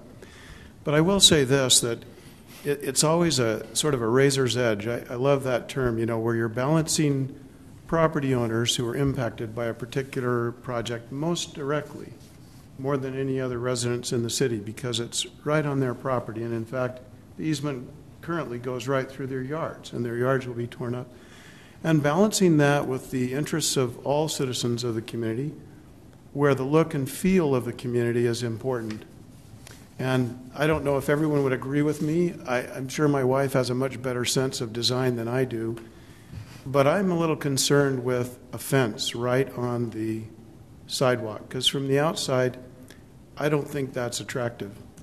And far more attractive, and in a way I realize there's no perfect solution, but I think the closest win-win solution is leave the fence where it is and put the buffer that was anticipated originally by the residents to cut down on the noise and have that little bit of a buffer zone. And the other part of the win is for people driving by, rather than seeing weeds and dirt, you're now seeing sort of a low-maintenance, zero-scaped area with trees. And I just think that works for me. And so I'm ready to vote for that and get this project on the road. Thank you, Councilmember Garn. Councilmember Page? Yeah, hey, I don't think you can even see this thing. So right now, the easement, my understanding is right in this area, right? And it goes It's that gray line. right through the people's property as well. So this view that we have right here is if it was shifted to the east. Is that correct? The gray is the existing easement, and the red would be if it were shifted to the east. Okay, here's the question about Mr. Garn's plan. If that easement is not shifted, I guess my question is, can you plant trees in that? Yeah, the property is not encumbered by easement, so we would be able to plant trees within You cannot in the gray area, but you can in the red area. Is it that? And that's what I'm referring to is the parkway area. Right. We would be able to plant trees within that. Property owners still couldn't in the gray area, but the red area would be open for the city to be able to do that. And that's part of how Tri-City Nursery has been able to do that to date. Okay, so what you're saying then is if we do not move that easement, we can plant trees in that? Correct. Okay. There's a small section where it crosses the road. Again, wherever the easement is, we could not plant them, but as shown, we would be able to plant it in these areas. Well, my opinion, trees are a lot cheaper than a fence. They're expensive. That's the only comments. Councilmember Snell. Yeah. So I came to this meeting tonight thinking that that my preferred alternative was probably to go with one, allow the fence to be moved, grant and deed the property to the various property owners all along the strip, and allow, obviously Dominion would be repairing the fence line in between Old Mill and Brandon, and then everything south of Brandon, those property owners would be deeded that property, and they would be allowed to move their fence line at their leisure and occupy that property. That's kind of the approach that I was taking in coming tonight. But after some of the discussion, I kind of got thinking maybe we needed to spend some time, and have another meeting with the residents, because it seemed like there was some disagreement there as far as how they preferred to go, and get more of a consensus as to the alternative. However, as has already also been discussed, the concern is with timing. Dominion is going to be likely, before we can have another council meeting anyway, because we've canceled our council meeting on the 19th of October. We're not meeting again until first Thursday in November. Dominion may very well be ready to go before then. And as you said, they can start going right in their existing easement and tell it, well, you snooze, you lose, as an opportunity to really capitalize on doing something. So I do think I would like to see, so I think we need to make a decision. I think we need to move forward. I'm not sure we have time to have another meeting to go forward, because then we're not going to be able to come back and, as a council, make a decision on that. So I do like the idea of having maybe a modification to that alternative, where we allow the fence line to stay where it is, but I think it's been amply said tonight, but I think I'll say it as well, that the city, I think, given that Tri-City Nursery was kind of the caretaker of a lot of that buffer property, at least north of Brandon Drive, that they did a good job for a time. Obviously, that has gone away. The buffer job south of Brandon Drive never was done, and so I think there is a commitment that buffering would happen, and I think Cole has a great mind with his crews, and I think we can, in collaboration with the property owners, get something good and get a buffer that has never really existed in effect along that stretch. So. Thank you. I'm actually going to take the opportunity to comment Let me just reset my stopwatch there. I hope I don't take 5 minutes. I actually appreciate Councilmember Garn's motion for a modification, maybe kind of a hybrid of what's being proposed. I would respectfully disagree, though, on the timing. We don't have another meeting scheduled in October. First of all, that doesn't mean that we can't schedule one. So we did schedule one or cancel that meeting because of UEA weekend, but the council could meet if necessary. I hate the idea of tabling issues. We do that occasionally, and especially if they're drawn on and property owners, it's nice to say, could we just come to a conclusion on this issue? That being said, I think it would be very, very difficult for Dominion at this point, having started this process and say we're into late 2018 before we get to Kaysville, and then coming back and saying, turns out we're going to be late 2017 it turns out it's going to be in the next few weeks, for them to come in at this point and say, I'm sorry you didn't get this wrapped up quick enough, we're just going to forget anything you want us to do. Politically, that would be really, really foolish, and I don't think that they would tell us, sorry you didn't get it done by Thursday, October 5th, we're not going to work with you anymore. Right? So I think we have more time. Maybe their ideal construction schedule is to be in here to 5 to 6 weeks. I'm not suggesting we take that long, but I think my biggest concern would be is that the modified motion that Councilmember Garn made, I think, is a good one. I'm not convinced that it's clear to everyone who's here, including those who are not, what the expectations are of the property owner, what the expectations are of Dominion, and what's expected of the city, both in what we plant, how much we plant. Someone might leave here tonight and say, and I think Mr. Birch has a very, very valid argument, I don't want a tree every 40 feet. And we said, we will work with them. Well, what does that mean within reason? Because he says, I want a pine tree every 4 feet. My gut would be Cole's going to have some concerns with pine trees. You look at our Leola Smith Parkway out here on Main Street in the 2011 windstorms, we lost half of those pine trees. They were like 40 years old. Our park staff's a little gun shy on pine trees, but if we leave here and you think that we're getting X amount, I feel like looking 6-8 weeks from now, my gut's going to be, at least on construction schedule, they're probably not going to be starting anyway.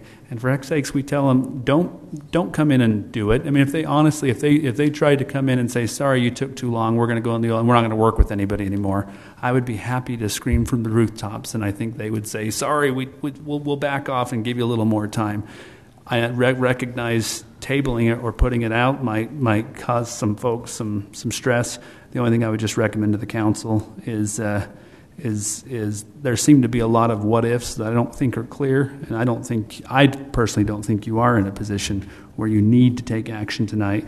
If you feel comfortable taking action and you feel like the direction is clear, that is totally your prerogative. I just don't think you're in that time crunch. Councilmember Lee.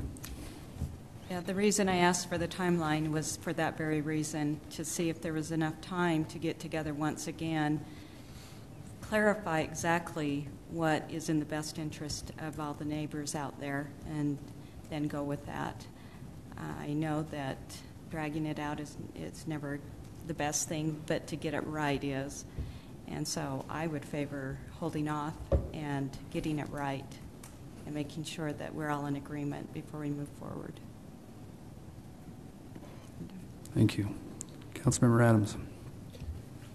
Yeah, I don't care to be beholden to Dominion Energy schedule either. I don't think that's an issue. I'm never a fan of rushing issues, and I think if we table this or whatnot, and some are frustrated and some aren't, well, we've seen plenty of tabled issues. I mean, we tabled an issue for like 6 months this year, and we're now in a referendum over it. So I'm not afraid of tabling it. If we're gonna do it there, we're gonna do it here. We're not going to favor one group of people over another and just make a split decision and go, okay, yeah, we'll make you happy, but we've got 300 people ticked off over here. And I don't really understand, or I guess maybe that I'm phrasing that wrong, but echoing what I said earlier, we didn't even take into consideration when we spent $55,000 on the other end of Deseret Drive, to put a vinyl fence 1 foot behind the sidewalk. We didn't even care about a buffer then. even talk about it. So I'm not sure why we're all about a buffer here tonight, honestly, and that's a little confusion for me, and that's not for you folks. It's not, that's on us. Our body didn't even bring that up as a concern, and that's our land. That's city land. We could have pulled that. You need to keep it on the topic, which that is not the topic. Well, it's relative. It's a comparison. We've had commentary tonight that wasn't in the format of a question. I didn't bark. It's relative. It doesn't have to be a question. You can say whatever you want, but it has to be on the topic. I'm talking about fences and sidewalks. Thank you, Chairman. So I don't understand. I don't think it's the most biggest point. If we did it there, we can do it here. Just a few months ago, we just put it right behind the sidewalk. So I think there's a lack of congruency that we've got going in here. But I'm not afraid of tabling it because, I think it would do you folks some good to get together with everybody on the strip and have a meeting with them. I sensed that there was some, in the beginning I thought, great, this is a unified body, and then that looked like it's not the case. So I think in due fairness to everyone, I think everyone should have a right to their due process. We could, like Mayor said, I support his comments that we could absolutely have a meeting in 2 weeks. We actually reserved the right to do that. So we ought to be willing to do that for you guys. Mayor, and as much as I only used 2 minutes and as motion maker, can I just make a couple of more comments? Are you done, Councilmember Adams, with your comments? Oh, yeah, that's fine. If I didn't use all my time, maybe I'll get that credit back later. You used 1:35 for the record. No, Councilmember Garn did. Thank you. I did keep track.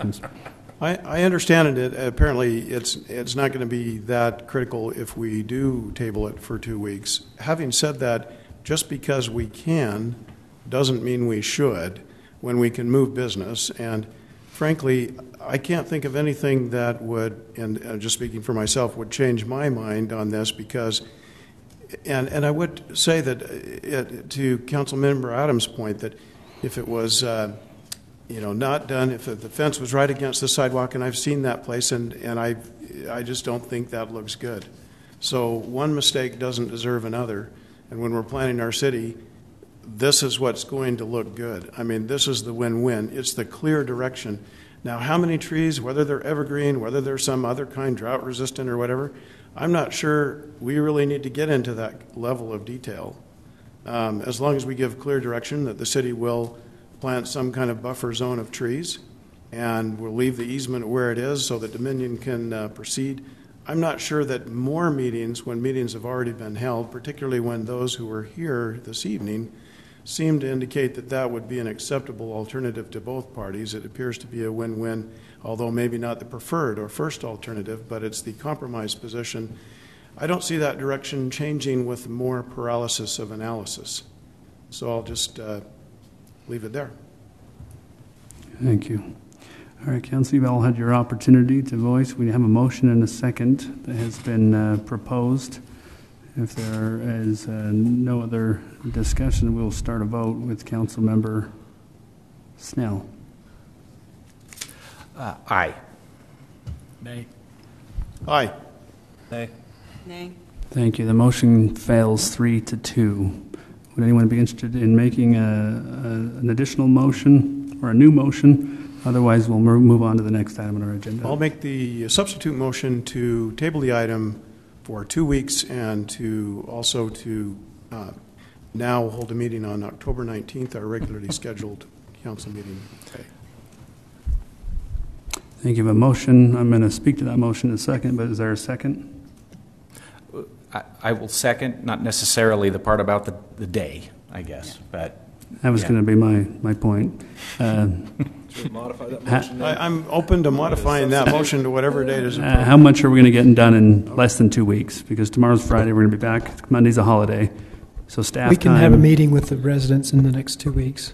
But you need to have, if you're going to put together a staff report, the agenda is a week from tomorrow, and Monday's a holiday, which means you've got Tuesday, Wednesday, Thursday to get something ready for an agenda, so we actually have something to put in the packet. I don't think we don't have to do it on the 19th, but if this is the only agenda item, I think we can do that. But we can do it any day you want to do it. Cutting into somebody's vacation time here somewhere.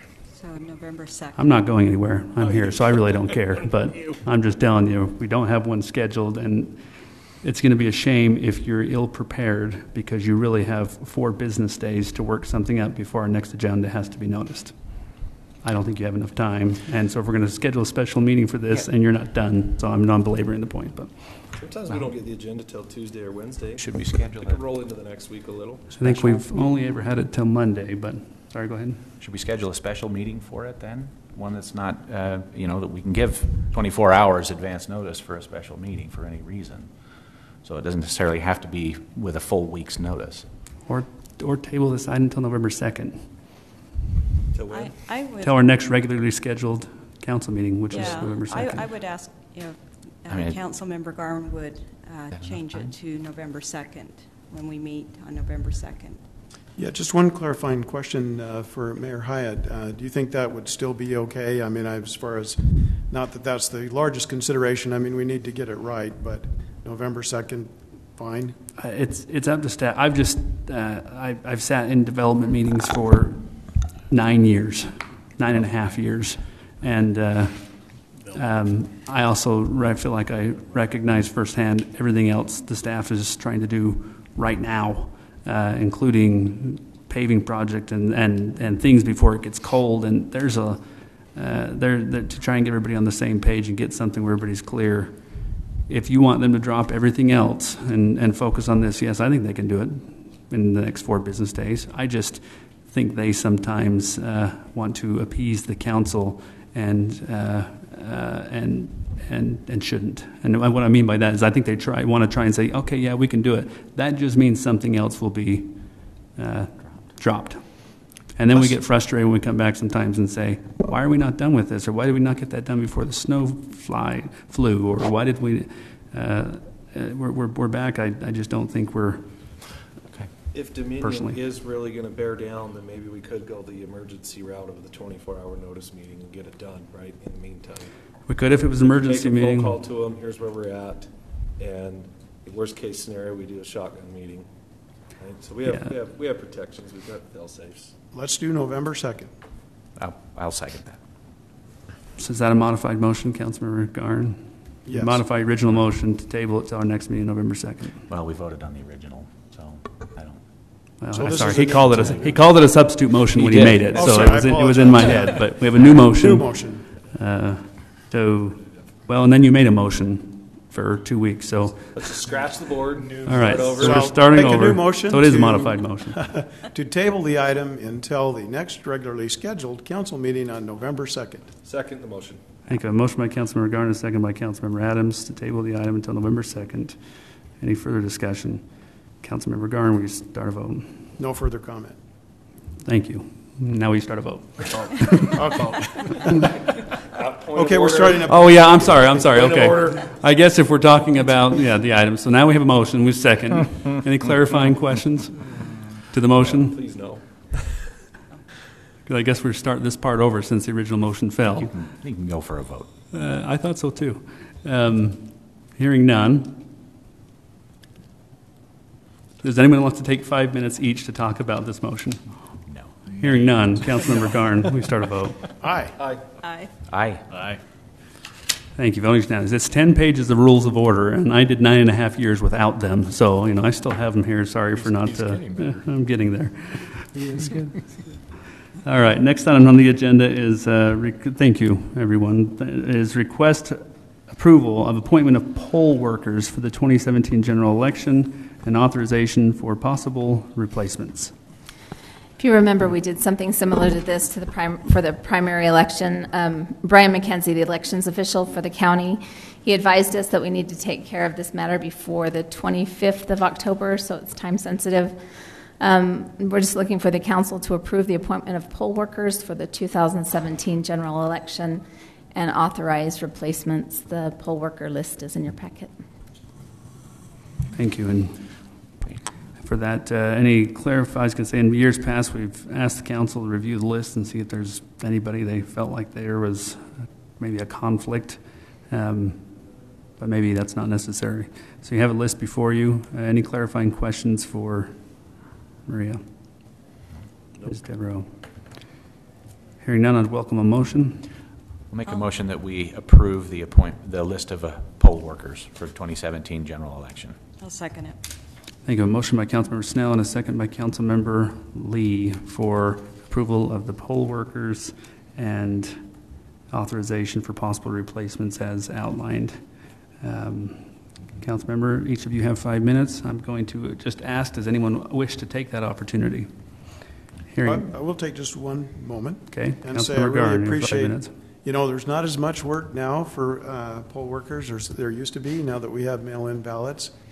But I've never missed a vote since I was 18. I'll be 60 in January, and I always appreciated the poll workers willing to volunteer their time to do their civic duty. So, thank you. Councilmember Garn, Councilmember Adams? None other than thank you, Maria, for the hard work you do to keep track of all this. So, thank you, Councilmember Lee. No. Councilmember Snell. Councilmember Page? No. All right. Hearing none, we will start a vote. Councilmember Garn, will you start a vote for us, please? Aye. Aye. Aye. Aye. Aye.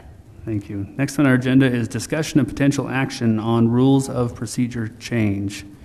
Mr. Scott, are you doing this? I can.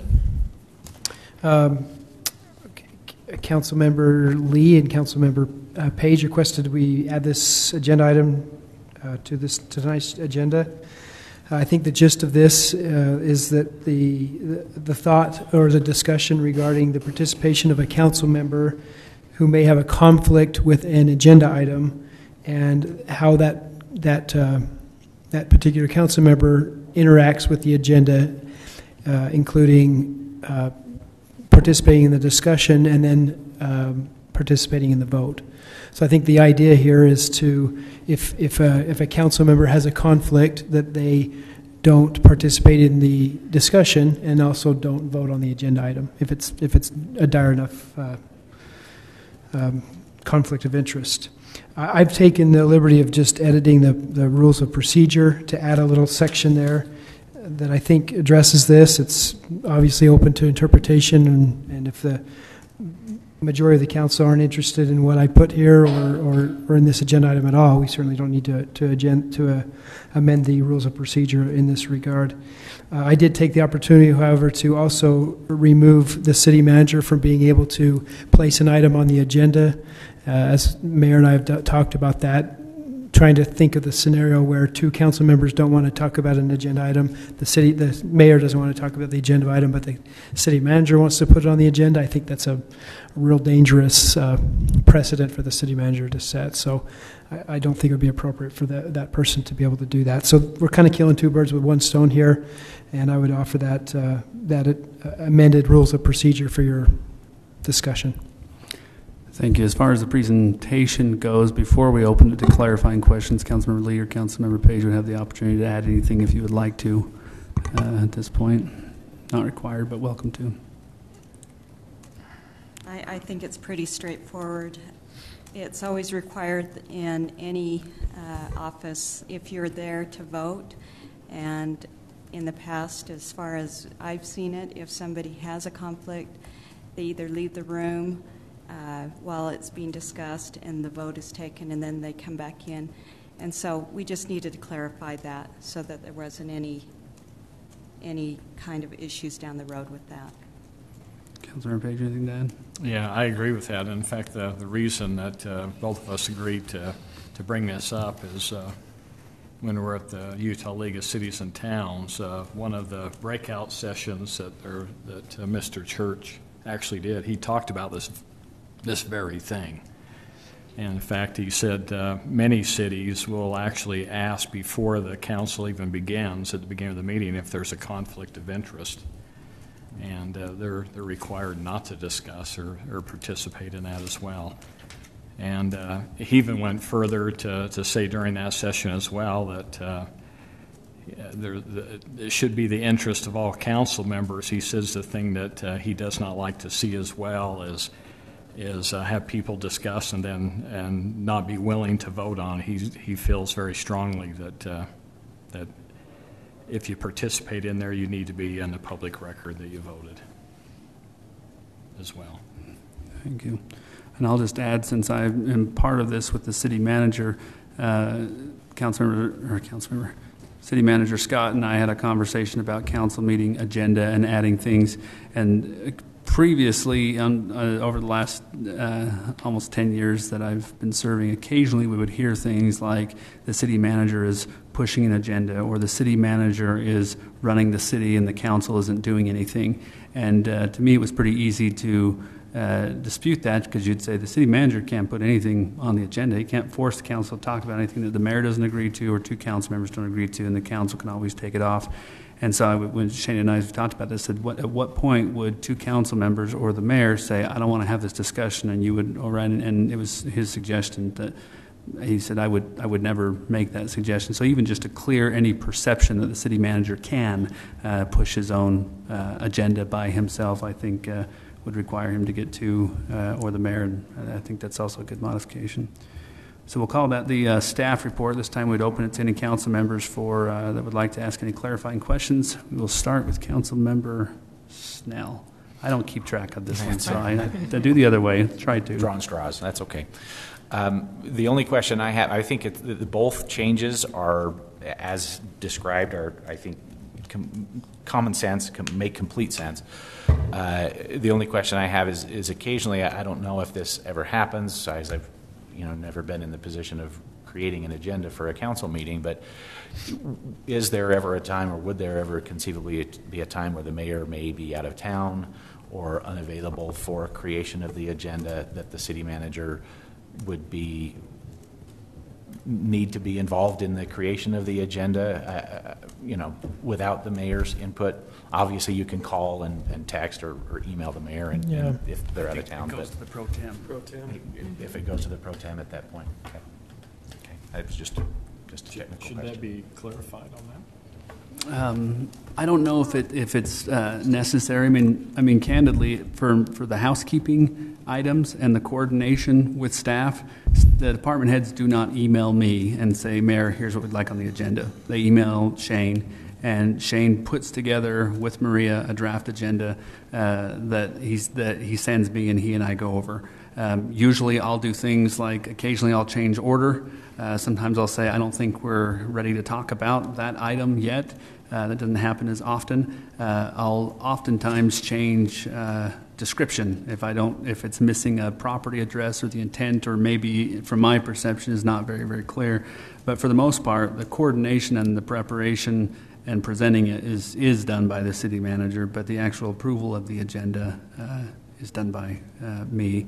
Or if we have two council members who say, I would like something placed on the agenda, then that's either done at that time. And anyway, so he does, it really becomes more of a, I don't sit down and email everybody and say, please send me what you want on the agenda. He does coordinate it anyway, but doesn't publish anything without my approval. Okay. I'm comfortable with it. I just wanted to ask Good that question. So. Councilmember Lee? Just what I've already talked about, but I don't have any questions. Councilmember Adams? No, sounds good. Seems pretty, like it goes without saying, so. Councilmember Garn? Perhaps a rhetorical question I think you may have already answered, but as a practical matter, the city manager and his staff, as issues come up, whether they're zoning or whatever they may be, naturally some of those issues come from the full-time staff. But the mayor controls the agenda. So just to be clear, that doesn't mean the city manager can't communicate items to the mayor that need to be put on the agenda, right? Oh, absolutely. Okay. He does anyway. Thank you. Yeah, it would just be if the mayor or it said, I really don't want that to be discussed, and he couldn't get two council members to then technically either call a special meeting or, per our rules, add it to the agenda, that he wouldn't be able to say, that's fine, I'm just going to add it anyway. That's removing that function. Thank you. Okay. No comment. Page. Okay, and maybe just one question. Well, I'll wait until comments because it's actually a comment. So at this point, I welcome a motion. Mayor, I'll make a motion that we adopt these rules, the adopted rules of procedure, the amended rules of procedure. Sorry. I'll second that. I have a motion by Councilmember Snell and a second by Councilmember Garn for adoption of the rules as outlined. Council, this is your opportunity to take additional time for comments if you'd like it. I'm going to, and I'll maybe suggest or ask for an amended motion, and here is what someone made a comment. Larry, Councilmember Page made a comment about Mr. Church's declaration of conflicts of interest. We started doing that at the League of Cities and Towns early this year. It's an agenda item, and it's right after opening, and it's declaration of conflicts of interest. And since I've been serving or just finished serving as president, every time I would start the meeting, I would say, this is the opportunity for anyone on the council or on the board to declare any conflicts of interest you have in tonight's agenda item. And I don't think we ever had, except for one elected official said, we are talking about a sponsorship agreement with Select Health. I work with Select Health. I have nothing to do with sponsorships whatsoever, but want to make that declaration. I don't think it's a bad idea to add right after opening declaration of conflicts of interest to our agenda, because I think it's a good time to do it. And it seems like we did it at the League as part of an actual requirement. I think there's a reason why we added it, because I think it's maybe supposed to be done. I don't see it on a lot of city agendas, but maybe that can just be a direction or a comment, or if you so desired, you can amend your motion to add to the rules of order. Every meeting shall have a declaration of conflicts of interest at the beginning of the agenda. So that's my comment. Councilmember Lee, would you like to go next? Or you don't have to make a substitute motion right now. I don't have any other comment. Councilmember Adams? Councilmember Garn? I guess my only comment would be, would the motion maker consider as the second maybe the amendment that Mayor Hyatt suggested? Yeah, I would. I mean, we're amending with the only caveat that we're amending language on the fly, right? Yeah. But I think it's a simple enough concept that you could do it without getting into trouble, and we could always review it after. But I'm not even an attorney, and I think I could give you language on the fly. Yeah, I think we could work that out. But Yeah, we can't. Are we amending the rules of procedure to reflect that the agenda will say we'll that in the have a beginning? conflict Okay. of interest. So not just make the change to the agenda from here on out, but amend the rules of procedure accordingly. Gotcha. Yeah, and I will move, so I clarify, I guess, to amend my motion that we adopt the amended rules of procedure with the addition of verbiage that stipulates there will be an agenda item for declarations of conflict of interest. And I'll second that. Thank you. So we have an amended motion by Councilmember Snell and a second by Councilmember Garn. We're back, even though we're going to get that. We're back to me. I got another 5 minutes. No, I'm just kidding. I don't have anything else to say. Councilmember Lee. Councilmember Lee, anything else? No. Councilmember Adams? No. Councilmember Garn? No. Councilmember Page? Councilmember Snell? No. All right, hearing none, we'll call for a vote. Councilmember Adams? Aye. Aye. Aye. Aye. Thank you. The voting substitute amended motion is unanimous. That's right. It's an amended motion. All right, next on our agenda is approval of minutes. That was our briefest meeting of the year so far that we have the minutes for. I will make the motion to approve them as they are. And I'll second that. Thank you. A motion and a second for approval of the minutes as outlined. Any further discussion? As I was reading the rules of procedure, I don't know that I don't think never mind. Okay. All in favor? Aye. Aye. Any opposed? Maybe I could just clarify that. It has some language in there about the way minutes are approved. It doesn't necessarily have to be a roll call vote, but if any of you voted nay on approval of the minutes, I would then need to go back and ask each of you on the record individually. I don't think I maybe realized that, but I would need to specify who voted against the minutes. And there's one other thing I'm just going to mention about that. In the past, we have yielded additional time to council members, and I think once or a few times now in this meeting I've said, motion by this person, second by this person to grant 2 more minutes, all in favor. There's also some language in here that I guess I missed the first time around, was a consensus motion. So if I said, does anybody object to providing Councilmember Snell an additional 3 minutes? If anybody says, I object, then I would take a vote. If nobody says I object, then it is assumed that you're all okay with it, and so not necessary to call a vote and have each of you vote every time around. So I would love to say well, never mind. You're a terrible parliamentarian. Yeah. Yeah, I'd really like to blame Shane That's for all what of it this, is. if I could. Thank you. Next on our agenda is review of calendar. Council, you have included in your packet a calendar, maybe just a couple of items we'd point out. Our city council meeting on October 19 has been canceled. You do have Halloween, in case any of you don't have that on your calendars. Certainly welcome you to add that. On Saturday, October 14th, is the Monster Mash and Dash at Heritage Park. It also includes a 5K run. Appreciate our sponsors who help make those events possible. If any of you would like to participate in the Monster Dash, we have some pretty good entries every year. City Council is invited to arrive if you receive the email at 5 p.m. and help judge the costumes, which becomes one of the real highlights of your service on the City Council. I'd also like to ask you to put on your calendars the Veterans Day program will be held at Davis High School. We've been doing this for several years, a program that honors veterans, those currently serving and who have served in the past, with a program and a luncheon. Would appreciate you spreading the word as well. I think most of our veterans know. A lot of our current military folks don't realize that they are invited to that. And so if you know of those serving currently, we would encourage you to invite them. That is Saturday, November 11th, and it begins... Veterans Day itself. Veterans Day, or I think it might be the day after. Is that 11th? Okay, it's on the calendar. I think the holiday. It's a Saturday. It's observed on the 10th. 11/11 is the day. The official Veterans Day. Thank you. Armistice Day. Thank you. And I think that is, and one other item too, and I don't want to take any, actually, I was going to say, we have a scheduled outage over UEA weekend. Oh, there you go. Maybe that's why we can't meet. Oh, we have generator here, darn it. We do have as Mr. Hatch gave us an update. There's this part of town has a scheduled outage, I believe, for that Thursday, that we would normally have city council meeting during the day as they convert the system over to 7200 from 4200, I think. Which part of the city are you talking about? There's a map on the website. There's a map on our website. It might include you, though, Dean. Yeah. But you'll get notification if you haven't already. I think they've already started notifying folks. All right, next on our agenda is council member reports. Any of you have a council member report you'd like to share? I do. Councilmember Lee.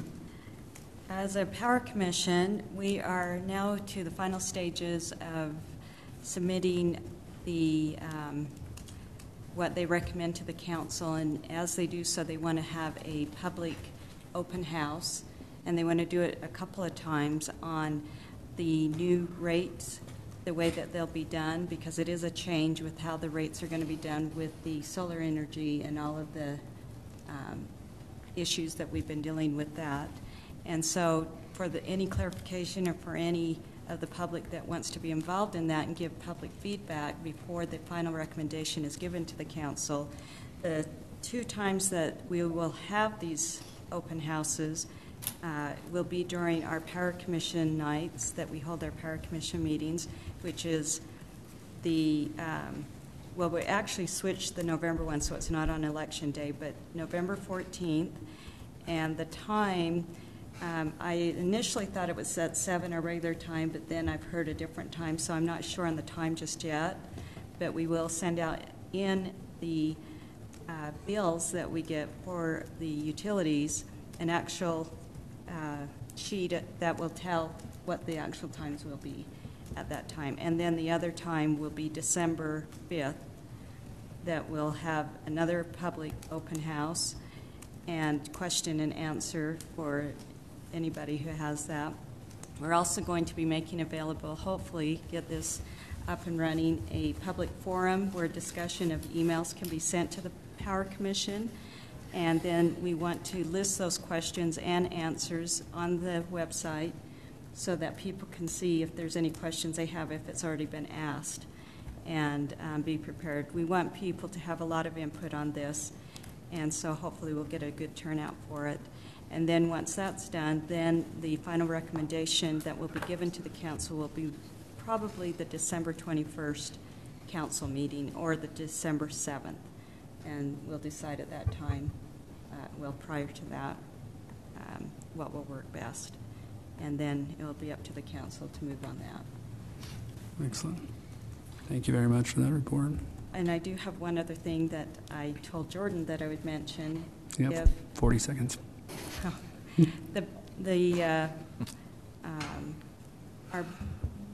Our boxes that we get all of our, if it says it's almost filled, he is working on possibly removing 2012 and 2013 from Dropbox, and that will free up more space. So if anybody's having issues with that, that should take care of that.